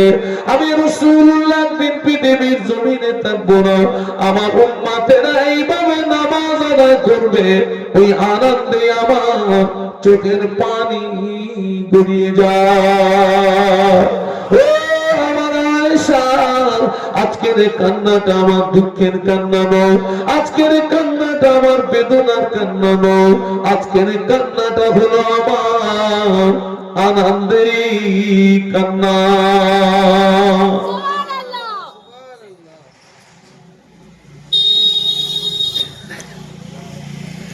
আল্লাহু আকবার। তারি বুরঙ্গ তাকাই না লাগে মারবে। এই বাচ্চা চুপ না। সারা জীবন শুনেছে, এখনো দাঁড়িয়ে পেশাব করে। এরকম পার্টি আছে না রে? হ্যাঁ, কামাই ধরতেছে।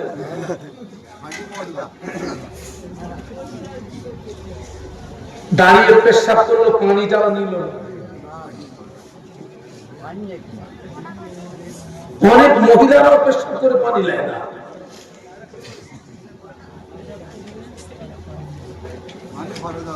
দাঁড়িয়ে দাঁড়িয়ে পেশাব করে পানি নেয় না। অনেক মুসলমান আছে সারা জীবনে, সারা বছরে দুদিনের বেশি নামাজ পড়ে না। আছে না নেই? আরো জোরে বলে কোন নামাজ?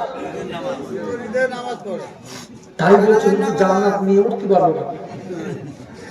সবচেয়ে বড় নামাজ বেরিয়ে পড়তে হবে।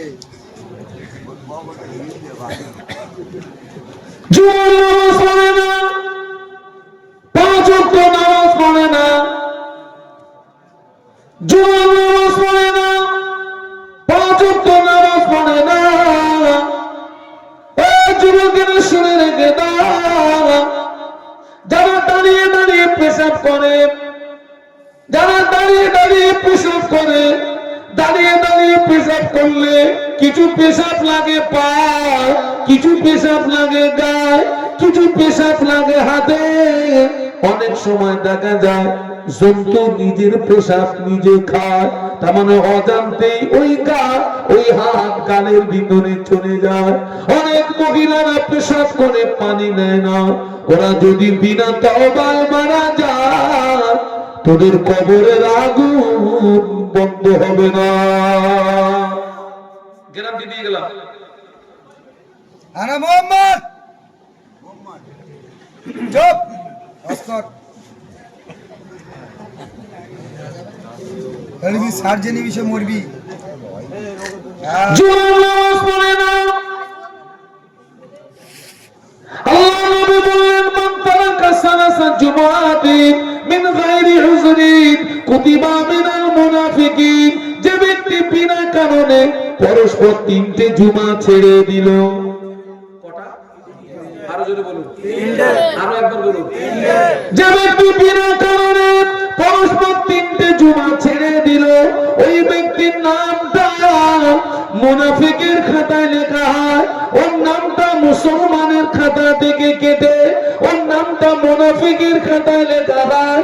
মুনাফিকের ঠিকানা কোথায়?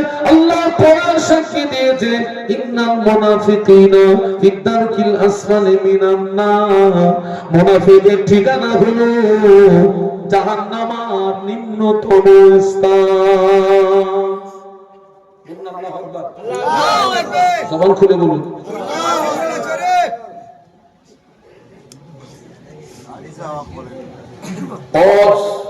নসিহত সকলের জন্য নয়। যারা আল্লাহ বিশ্বাস করে, নবী বিশ্বাস করে, কোরআন বিশ্বাস করে, হাদিস বিশ্বাস করে, জান্নাত বিশ্বাস করে, জাহান্নাম বিশ্বাস করে, ওদের জন্য কি এখনো সব মুসলমান জাহান্নাম বিশ্বাস করে না। অনেককে নামাজ ইবাদতের কথা বললে বলে, ও সব যদি জান্নাতে যায় তো জাহান্নামে যাবে কে? এর বড় কথা আসে না, আসে না? আল্লাহ ওদেরকে হেদায়েত দিক, বলুন আমিন। আল্লাহ রাসূল আমাদেরকে দোয়া শিখিয়েছেন, আল্লাহুম্মা আজিরনি, আল্লাহুম্মা আজিরনি তাইবুনাল্লাহ। আল্লাহ নবী আমাদেরকে দোয়া শিখিয়েছেন।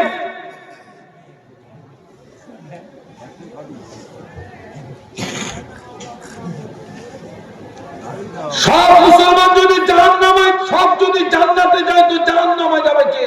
তো জাহান্নামে যাওয়া সব দেখেছে।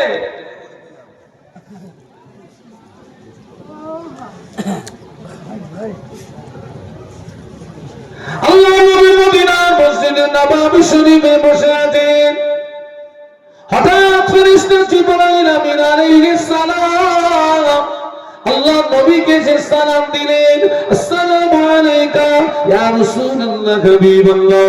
আল্লাহ নবী সালামের জবাব দিয়ে ফেরেশতা জিবরাইল আমিন আলাইহিস সালামের চেহারার দিকে চেয়ে দেখে ফেরেশতা জিবরাইল আমিন আলাইহিস সালাম তত্তর করে কাঁপে, চোখ দিয়ে টপ করে পানির তুষার গড়িয়ে যায়। আল্লাহ নবী জিজ্ঞাসা করলেন, ও ভাই জিবরাইল, তুমি প্রতিদিন আল্লাহ পাকের পক্ষ থেকে সুখবর নিয়ে আসো, তোমার কত নূরানি চেহারা দেখি, হাসিন চেহারা দেখি, আজকে তোমার চেহারার পরিবর্তন ঘটার কারণ কি বলো? তুমি কাঁপছো কেন? তুমি কাঁদছো কেন? কি হয়েছে তোমার? ইয়া রাসূলুল্লাহ হাবিবাল্লাহ, আমি জিবরাইল এই মুহূর্তে আল্লাহ পাকের কঠিন জাহান্নাম থেকে ঘুরে আসলাম। আল্লাহর জাহান্নাম এত শক্ত জায়গা, আল্লাহর জাহান্নাম আগুন এত কঠিন, ওই জাহান্নামকে পরিদর্শন করার সঙ্গে সঙ্গে আমার চেহারাটা বিকৃতি হয়ে গেল। আল্লাহ নবী বললেন, ইয়া আখি জিবরাইল, জাহান্নামের ভিতরে কি কি পরিদর্শন করলে আমাকে একটু বলো না ভাই, আমাকে একটু শোনাও না ভাই। ইয়া রাসূলুল্লাহ হাবিবাল্লাহ, জাহান্নাম হলো 7টি।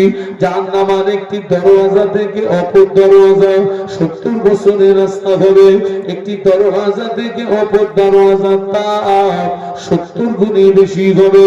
আল্লাহ জাহান্নামের আগুনকে সর্বপ্রথম 1000 বছর জ্বালালেন। 1000 বছর জ্বালানোর পরে জাহান্নামের আগুনের রং হলো সাদা। আল্লাহ আবার 1000 বছর জ্বালান। 1000 বছর জ্বালানোর পরে জাহান্নামের আগুনের রং হলো লাল। আল্লাহ আবার 1000 বছর জ্বালান। 1000 বছর জ্বালানোর পরে জাহান্নামের আগুনের রং হলো কালো। জাহান্নামের আগুন এত কালো, যারা জাহান্নামী হবে আগুনের মতো পাশাপাশি দাঁড়িয়ে থাকবে, কিন্তু না না, জাহান্নামের আগুন এত কালো একে অপরকে দেখতে পাবে না। এত কালো হবে জাহান্নামের আগুন।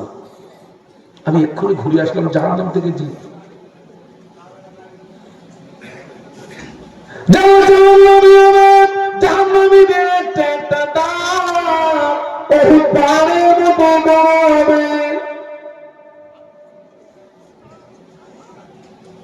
কি হবে জাহান্নামীদের? একটা একটা দাঁড় কিরকম হবে? বহুত পাহাড়ের মতো একটা একটা দাঁড়। দাঁত যদি এই হয়, বডিটা কিরকম হবে? বাড়ি গিয়ে একটু বালিশে মাথা দিয়ে ভাববেন তো, জাহান্নামীদের একটা দাঁত যদি বহুত পাহাড়ের মতো হয়, তো বডিটা কিরকম হবে? জাহান্নামীদের গায়ের চামড়া এক পুরো হবে না, 2 পুরো হবে না, 10 হাত 20 হাত 30 হাত না। জাহান্নামীদের গায়ের চামড়া 42 হাত পুরো হবে। একটু বলুন আল্লাহু আকবার। জবান খুলে বলুন, আরো আওয়াজ তুলে বলুন। জাহান্নামীদের গায়ের চামড়া পুরো হবে কতটা? 42 হাত পুরো হবে। চামড়া পুরো হবে কেন? চামড়া পুরো হবে এজন্য জ্বালা যন্ত্রণা অনুভূতি হয় চামড়ায় না বসতে। চামড়া যদি আপনাকে ডাক্তার কোনোদিন টিটিনাস দিয়ে থাকে, একটুখানি লক্ষ্য করুন, ভাবুন, যখন চামড়া ভেদ করে তখন লাগে, যখন গোশতের ভিতরে যায় তখন লাগে না। আল্লাহ জাহান্নামীদের গায়ের চামড়া অতটা পুরু করে দিবেন এজন্য, যাতে করে ওরা জাহান্নামের আযাবের মজাটা ভালো করে বলুন। আল্লাহুম্মা আজিবনি মিনাল, বলুন আল্লাহুম্মা আজিবনি। আল্লাহুম্মা আমিন।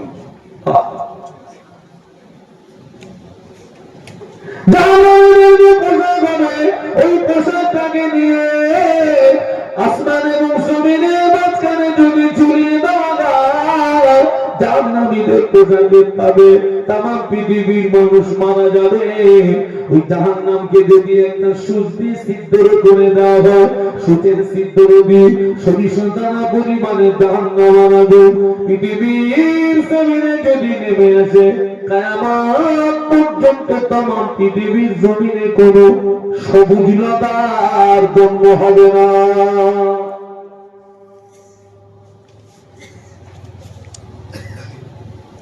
যারা বিনা কারণে পরস্পর 3টে জুমা ছেড়ে দেবে, তুমি যতই হুজুর হুজুর হুজুর হুজুর হুজুর করো, রেহাই তোমার নেই। হুজুর তোমাকে বাঁচাতে পারবে না।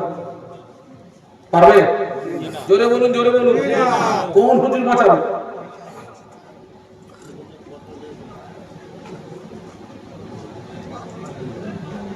যারা পরস্পর 3টে জুমা ছেড়ে দেবে, ওদের ঠিকানা হবে জাহান্নামের নিম্নতম স্থান। নিম্নতম মানে জাহান্নামের ডিপ কতটা, ডিপ কতটা, ডিপ কতটা, গভীরতা কতটা। আল্লাহ নবী সাহাবীরা বলেছিলেন, হে সাহাবীরা, জাহান্নামের উপর থেকে বড় একটা পাথর যদি ফেলে দাও, ওই পাথরটা জাহান্নামের নিচে পৌঁছাতে 70,000 বছর সময় লাগবে। কত? জাহান্নামের উপর থেকে বড় একটা পাথর যদি ফেলে দেন, ওই পাথরটা জাহান্নামের নিচে পৌঁছাবে 70,000 বছর টাইম নেবে।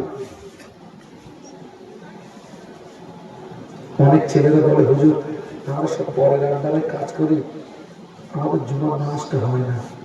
ওই অজুহাতে নামাজ ছাড়া যাবে না। দরকার হলে তুমি জুমার দিন ছুটি করো, ছুটি যদি না পাও 11টা পর্যন্ত কাজ করো। সারাদিন কাজ করলে ধরুন 500 টাকা পাবে, 11টা পর্যন্ত কাজ করলে যদি 250 টাকা পাও, ওইটা নিয়ে খুশি হয়ে জুমার নামাজটা করো, তোমার রুজিতে বরকত দেবে কে? আর 500 টাকার ধান্দা যদি জুমার নামাজটা ছেড়ে দাও, রুজির থেকে বরকতটা তুলে নেবে কে? আমাকে তো অনেকে বলে, হুজুর এত আয় করছি, হুজুর হাতে পয়সা দেখতে পাইনি, একটা তাবিজ করবে। আমি সব তাবিজ করি না বাবা। আমি বললাম, বাবা তোর তো তাবিজে কাজ হবে না, নামাজ পড়িস? বলছে, হুজুর এখনো ধরতে পারি, এখনো ধরতে পারি। হ্যাঁ, আমি কিন্তু তাবিজ না করলেও তাবিজে বিশ্বাসী। আমি তাবিজ না করলেও তাবিজে বিশ্বাসী, কিন্তু তাবিজটা জায়গায় দিতে হবে তো। সোরের গলায় যদি মাদলি ঝোলাই কাজ হবে? হ্যাঁ, সোরের গলায় যদি মাদলি ঝোলাই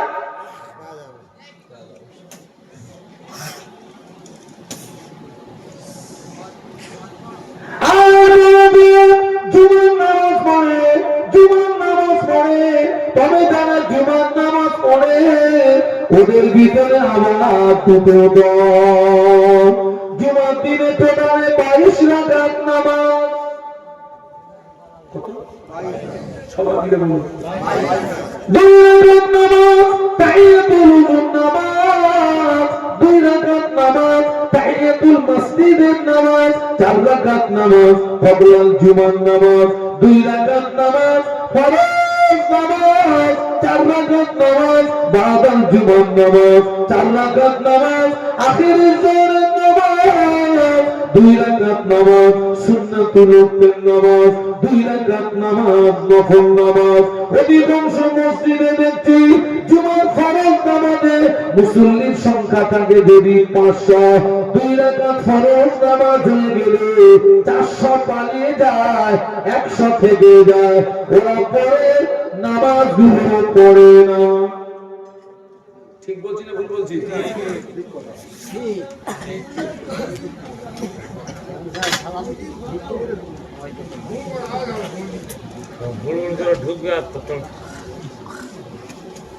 এই লোকটা এখান থেকে 20 বছর আগে ছিল। আচ্ছা, 20 বছর আগে মসজিদে চাচাজি চেয়ার ছিল? এখান থেকে বেশ কিছুদিন আগে পুরো মসজিদ 50-50 চেয়ার হয়ে গেছে। দুমদাম বাড়ি দিয়ে তারপর দেখছি চেয়ার বেরিয়ে গেছে। এমনি দেখছি কাজ করছে, সব করছে, 1 কুইন্টাল মাল নিয়ে হুম করে বেরিয়ে যাচ্ছে, ওদের অসুবিধা নেই। মসজিদে এসে দাম করে চেয়ার। হ্যাঁ, আর তোমার যদি অসুবিধা হয় তুমি মুফতির কাছে গিয়ে বলো তোমার অসুবিধার কথা। মুফতি যে ফতোয়া দেবে সেই ফতোয়া মেনেই তুমি নামাজ পড়ো। তুমি নিজের থেকে ফতোয়া বানালে কি করে? তোমার যে অসুবিধা মুফতিকে বলো। তুমি নিজে নিজে ফতোয়াবাজি করলে কি করে?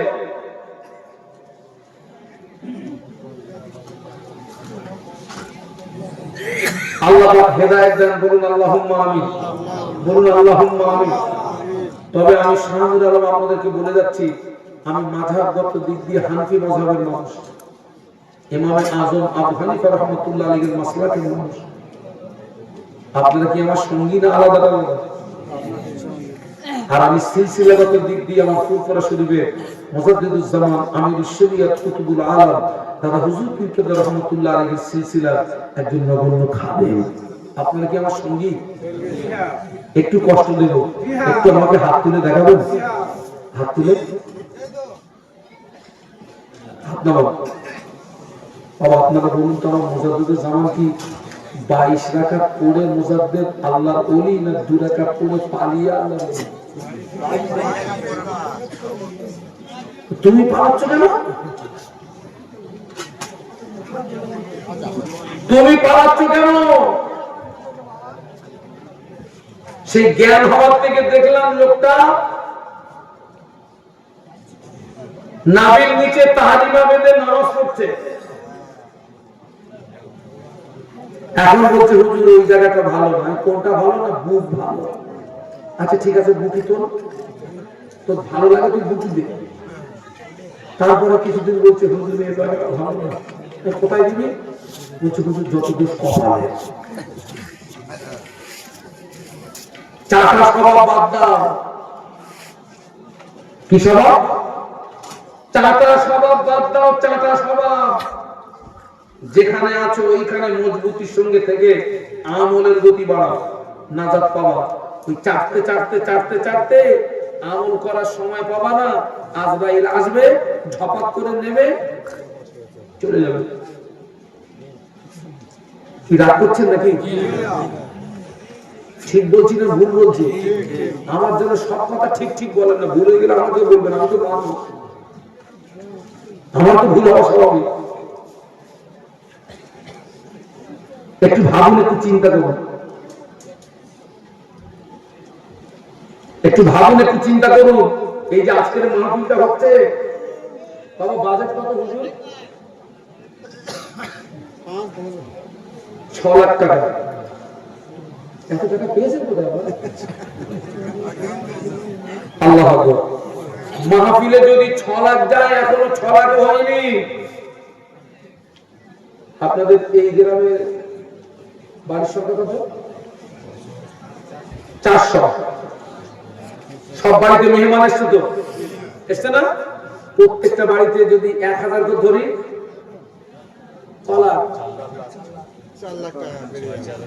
হিসাবটা করে দেন। 400 বাড়ি যদি হয়, একটা বাড়ি যদি 1000 টাকা করে খরচ হয়, ওই তো 4 লাখ।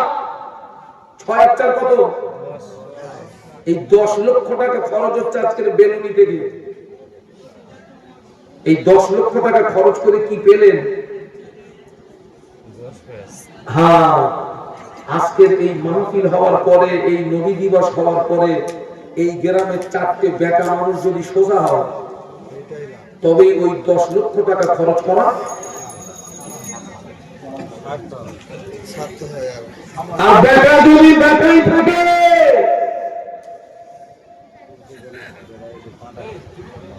ওই 10 লক্ষ টাকাটা বালির বাপ তৈরি হবে।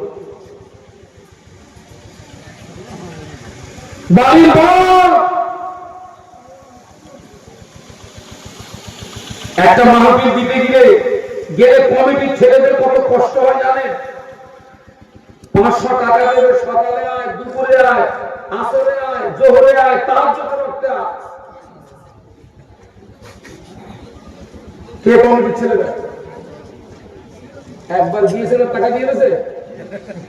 ওই ফজরে আয়, জোহরে আয়, আসরে আয়, মাগরিবে আয়, তাহাজ্জুদে আয়, তারপর 500 টাকা। এই অক্লান্ত পরিশ্রম করে আজকের মাহফিলটা হচ্ছে, এই অর্থ আপনাদের অর্থ। একটু ভাবুন, একটু চিন্তা করুন। আল্লাহ আমাদেরকে হেদায়েত দিক। বলুন আল্লাহুম্মা আমিন। বলুন আল্লাহুম্মা আমিন। বলুন আল্লাহুম্মা আমিন। আমার ছেলেরা জওয়ান যুবকেরা বাবা আল্লাহওয়ালা হয়ে যাও, পাঁচ ওয়াক্ত নামাজি হয়ে যাও, জাকিরিন হয়ে যাও, সালেহিন হয়ে যাও। কারণ দুনিয়া হচ্ছে ক্ষণস্থায়ী, আখিরাত আমি একদিন চলে যাব, আপনি একদিন চলে যাবেন, কেউ আমরা থাকবো না। আমি একদিন চলে যাব, আপনি একদিন চলে যাবেন, কেউ আমরা থাকবো না। একটু বিগত জীবনের ইতিহাস মনে করুন, আমাদের অনেকের আব্বা কবরে চলে গেছে, মা চলে গেছে, দাদু দাদি চলে, নানু নানি জন্মের মতো বিদায় নিয়ে চলে গেছে, আমরাও চলে যাব। আমাদের ছেলেরা একদিন এতিম হবে, আমাদের স্ত্রীরা একদিন বিধবা হবে, আমাদের ছেলে মেয়েরা একদিন এতিম হয়ে যাবে, আমাদের স্ত্রীরা একদিন বিধবা হয়ে যাবে।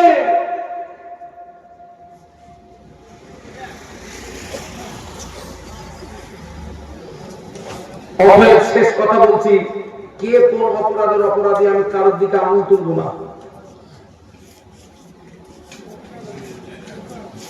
আজকে আমাদের ভিতরে দেখুন, নামাজ নেই, ইবাদত নেই, আমল নেই, কিচ্ছু নেই, সুদ, ঘুষ, গাঁজা, মদ, লটারি পুরো সমাজকে ডুবিয়ে ফেলেছে। এবং ঠিক বলছি না ভুল বলছি? সুদ, ঘুষ, গাঁজা, লটারি, তাস, জুয়া। আপনাদের এই এলাকায় একটা জিনিস দেখেছি, বড় বড় ফুটবল খেলা দেয়।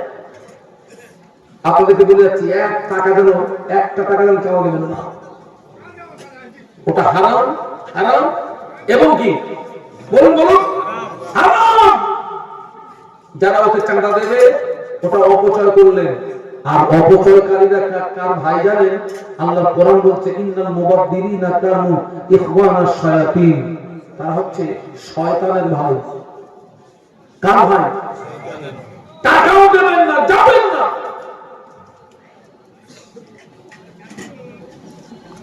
আজকে তামাম পৃথিবীর জমিনে মুসলমানদের কি করুণ অবস্থা। গাজার দিকে তাকান, সুদানের দিকে তাকান। গাজা দেখতে হবে না, সুদান দেখতে হবে না, তোমার দেশ ভারতবর্ষের দিকে তাকাও। দিল্লিতে বিস্ফোরণ হলো, কে ঘটালো আল্লাহ ভালো জানে। ধরছে কাদের? বলুন বলুন, কাদের ধরছে?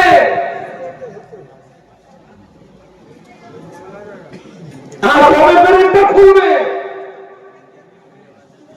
আর কবে চোখটা খুলবে, যার কোনো প্রমাণ নেই। হ্যাঁ, আমি বলবো যে অন্যায় করেছে শাস্তি তার হোক, যে অন্যায় করেছে শাস্তি তার হোক, কিন্তু একটা নির্দোষ লোক শাস্তি পাবে এটা মেনে নেওয়া যায় না। কি বাবা, ঠিক বলছি না ভুল বলছি? একটা নির্দোষ লোক শাস্তি পাবে এটা মেনে নেওয়া যায় না। প্রত্যেকটা ক্ষেত্রে আমাদেরকে টার্গেট করা হচ্ছে, প্রত্যেকটা ক্ষেত্রে মুসলমানদের টার্গেট করা হচ্ছে। এরপরে এখন আমরা সচেতন না। তাই আমি বেলুনির জওয়ান যুবক মা বোন প্রত্যেককে বলে যাবো, আজকের এই মাহফিলটাকে শেষ মাহফিল মনে করুন। এটা আমাদের জীবনের শেষ মাহফিল হতে পারে না, পারে না। এটা আমার জীবনের শেষ ওয়াজ হতে পারে না, পারে না।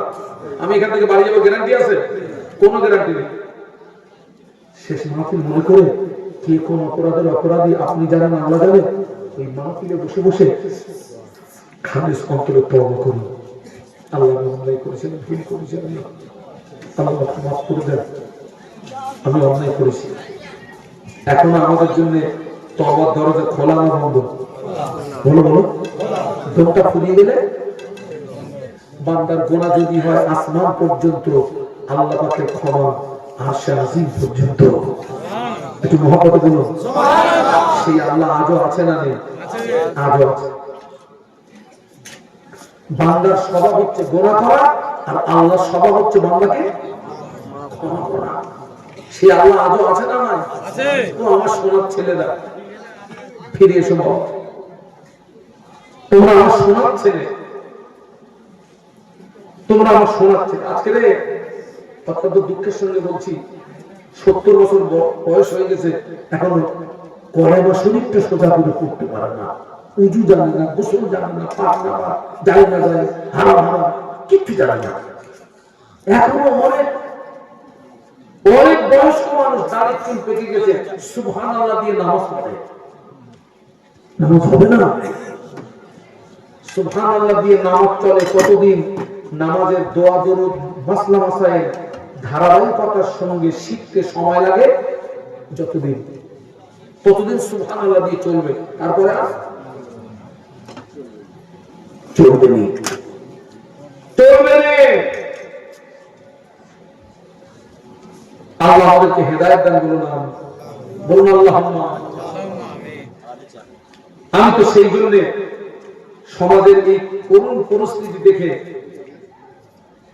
আমার আগের বক্তা যিনি তাহকিকুল মাসাইল একটা কিতাব আপনাদের দিয়েছিলেন না,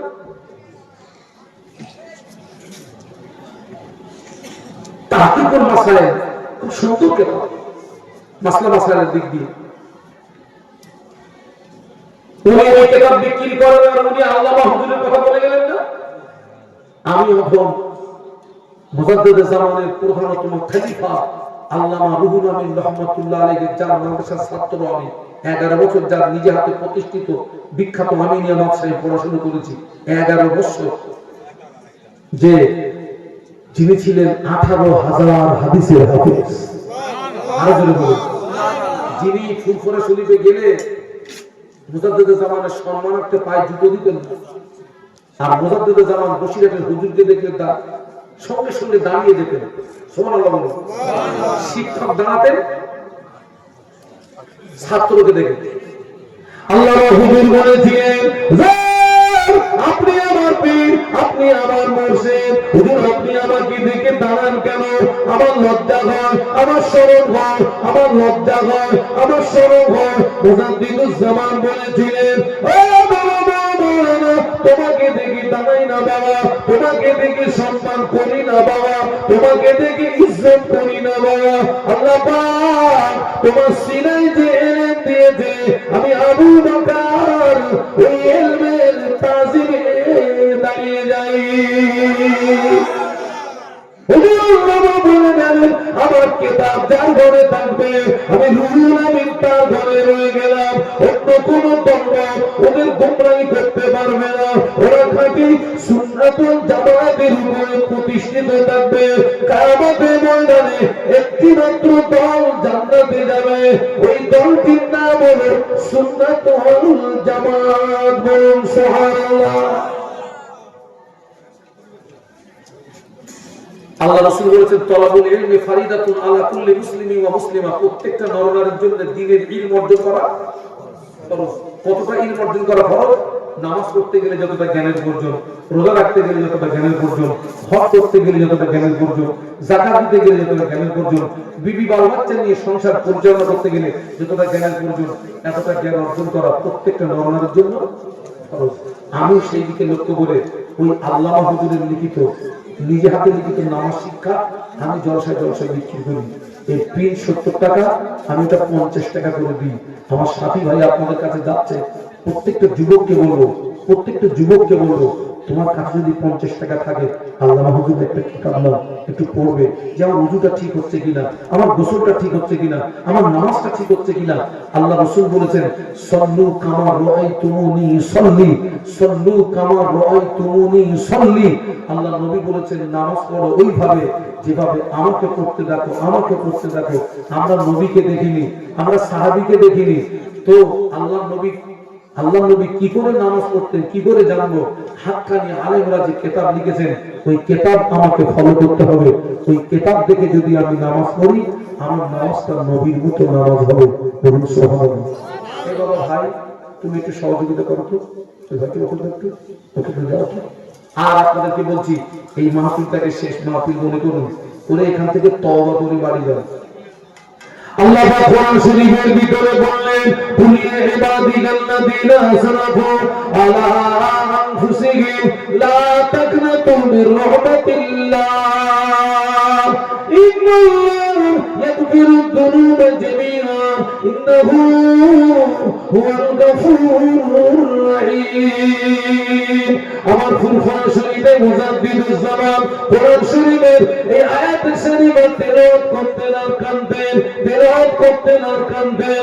ভক্ত মুরিদদের বলতেন, ও ভক্ত মুরিদেরা, আল্লাহ পাক কোরআন শরীফের ভিতরে এই আয়াত শরীফে যদি নাযিল না করতেন, আমি আবু বকর বুক ফেটে মরে যেতাম। কেননা কাল কিয়ামতের ময়দানে আল্লাহ পাক এই আয়াত শরীফের ওসিলায় তার কোটি কোটি কোটি কোটি কোটি কোটি কোটি কোটি বান্দা বান্দীদেরকে আল্লাহ পাক নাজাত দিয়ে দেবে।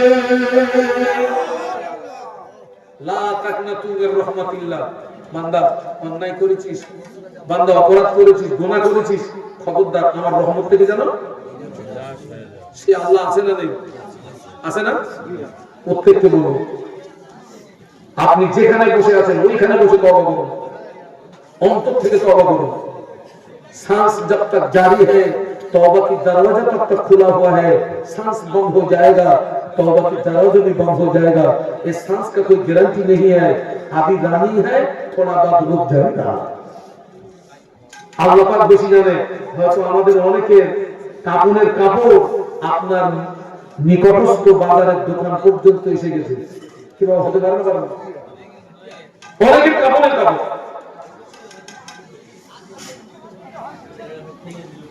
আল্লাহ কোরআন শরীফের ভিতরে বলেছেন, ইয়া আইয়ুহাল্লাযীনা আমানু তুবু ইলাল্লাহি তাওবাতান নাসুহা।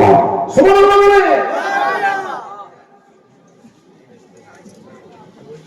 গভীর রাত দিশিদিলাম, আব্বা ঘুমিয়ে গেছে, মা ঘুমিয়ে গেছে, ছেলে ঘুমিয়ে গেছে, মেয়ে ঘুমিয়ে গেছে, বিবি ঘুমিয়ে গেছে।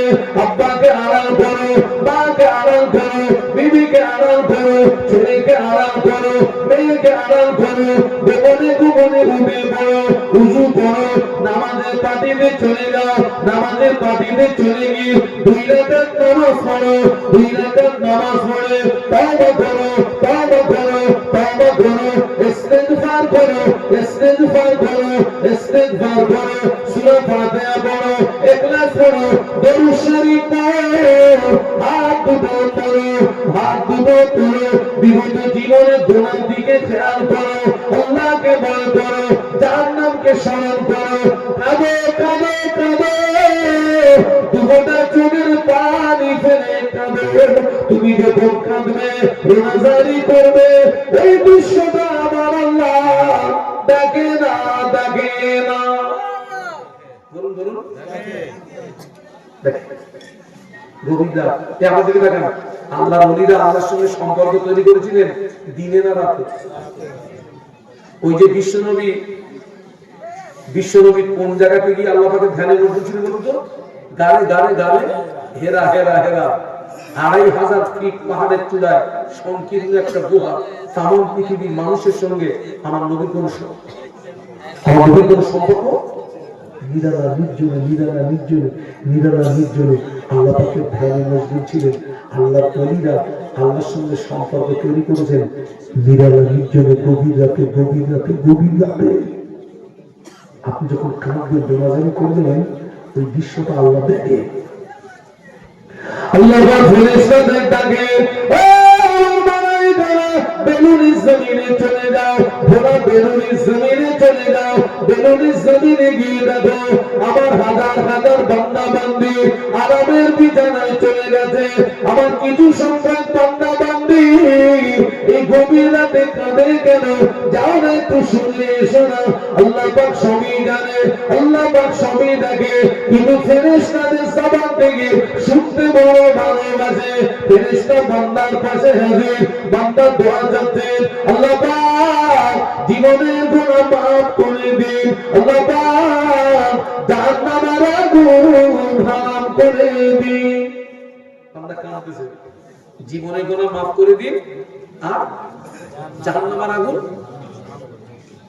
কাঁদছে বাবা, সব ঘুমিয়ে, দিদি বাল বাচ্চা কাঁদতেছে, ঘরের তুলে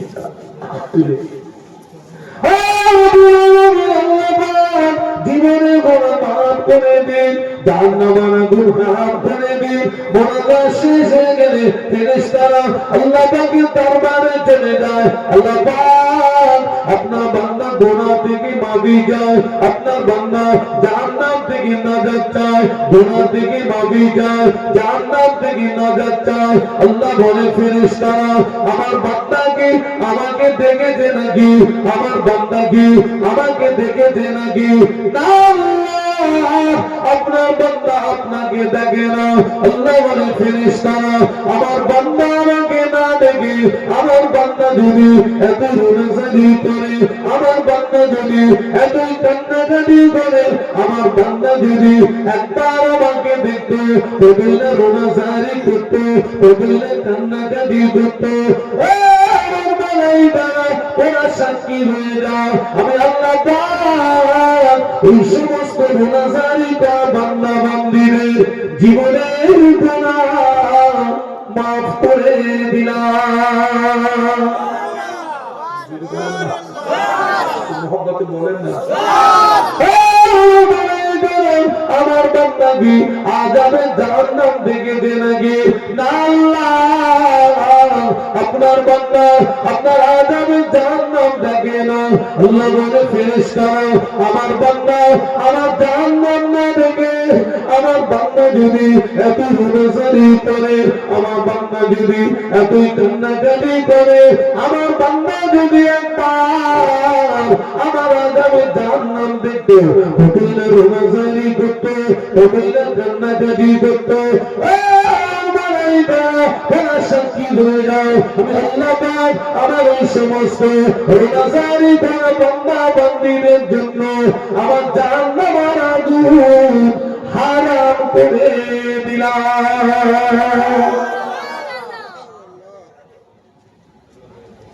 ওই ছেলেরা আমার দিকে তাকাও, কি কষ্ট হচ্ছে নাকি?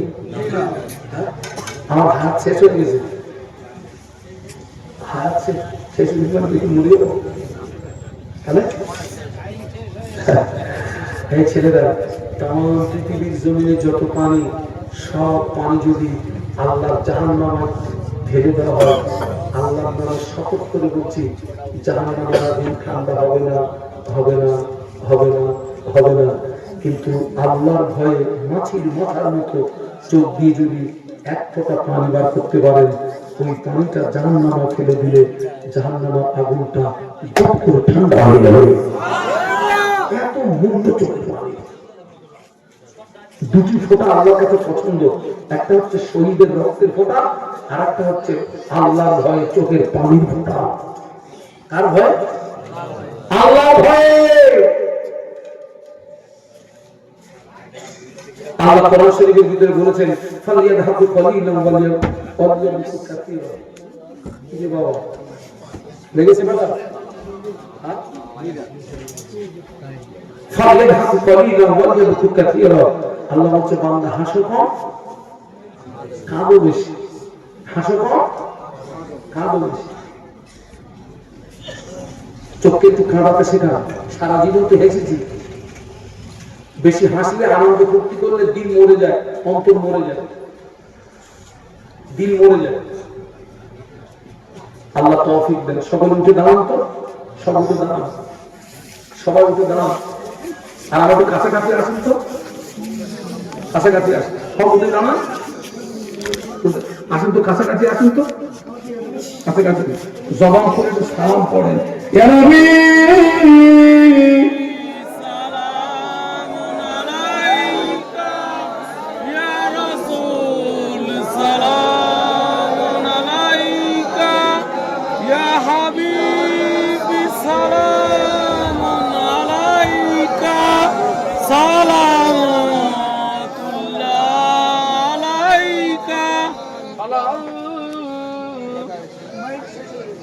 ব্যাটারি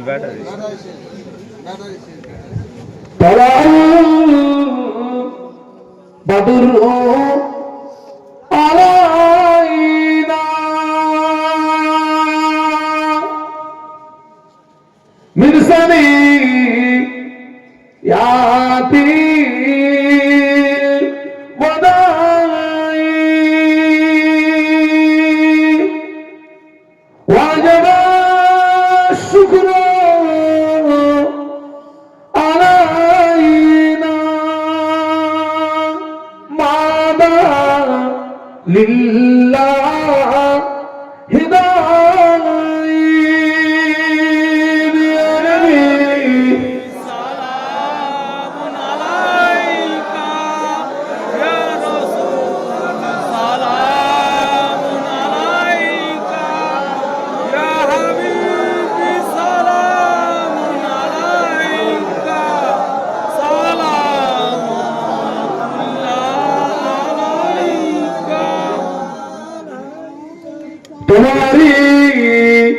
ওসিলা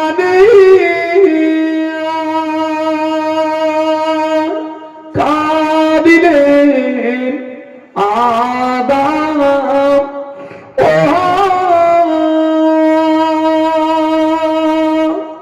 হইল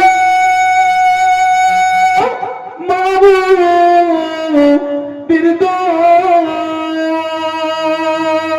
কবুল করিলেন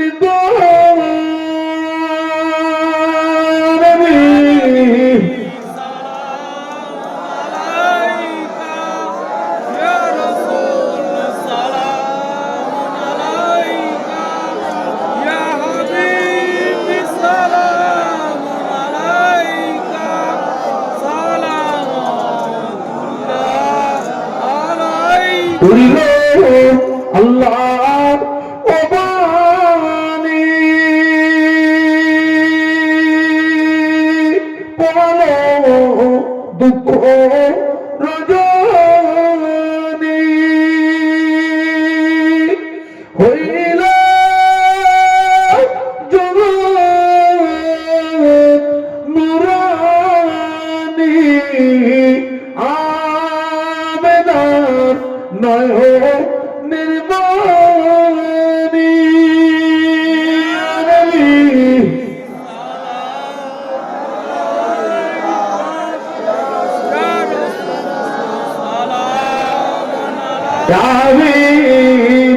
সালাম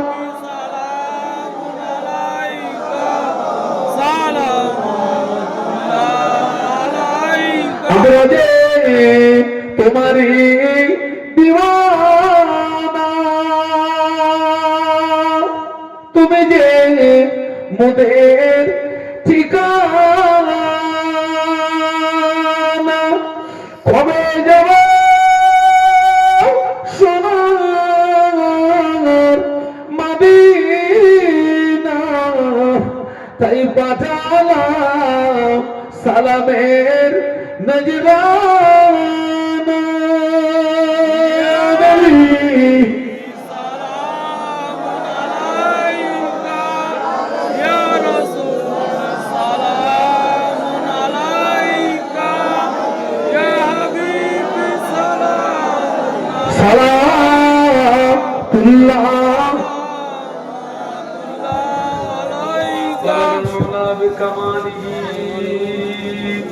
كشف الدجى بجماله حسنت جميع خصاله صلوا عليه وآله اللهم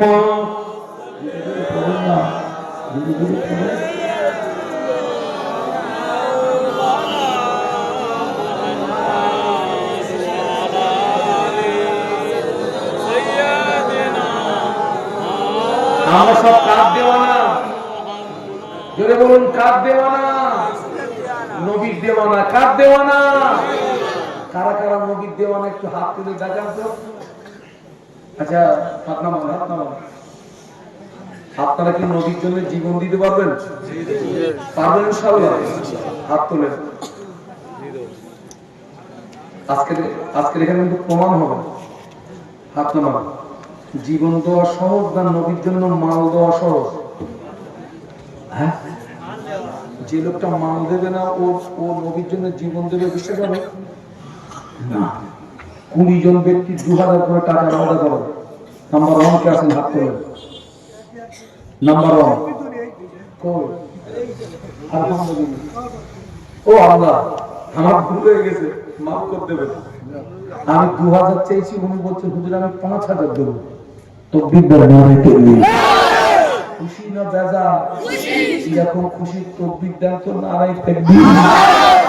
আপনারা সব রাতে খেয়েছেন তো? শাহাবুরা কোনো খায়নি, বাড়ি গিয়ে খাবে। তকবীর নারে তাকবীর।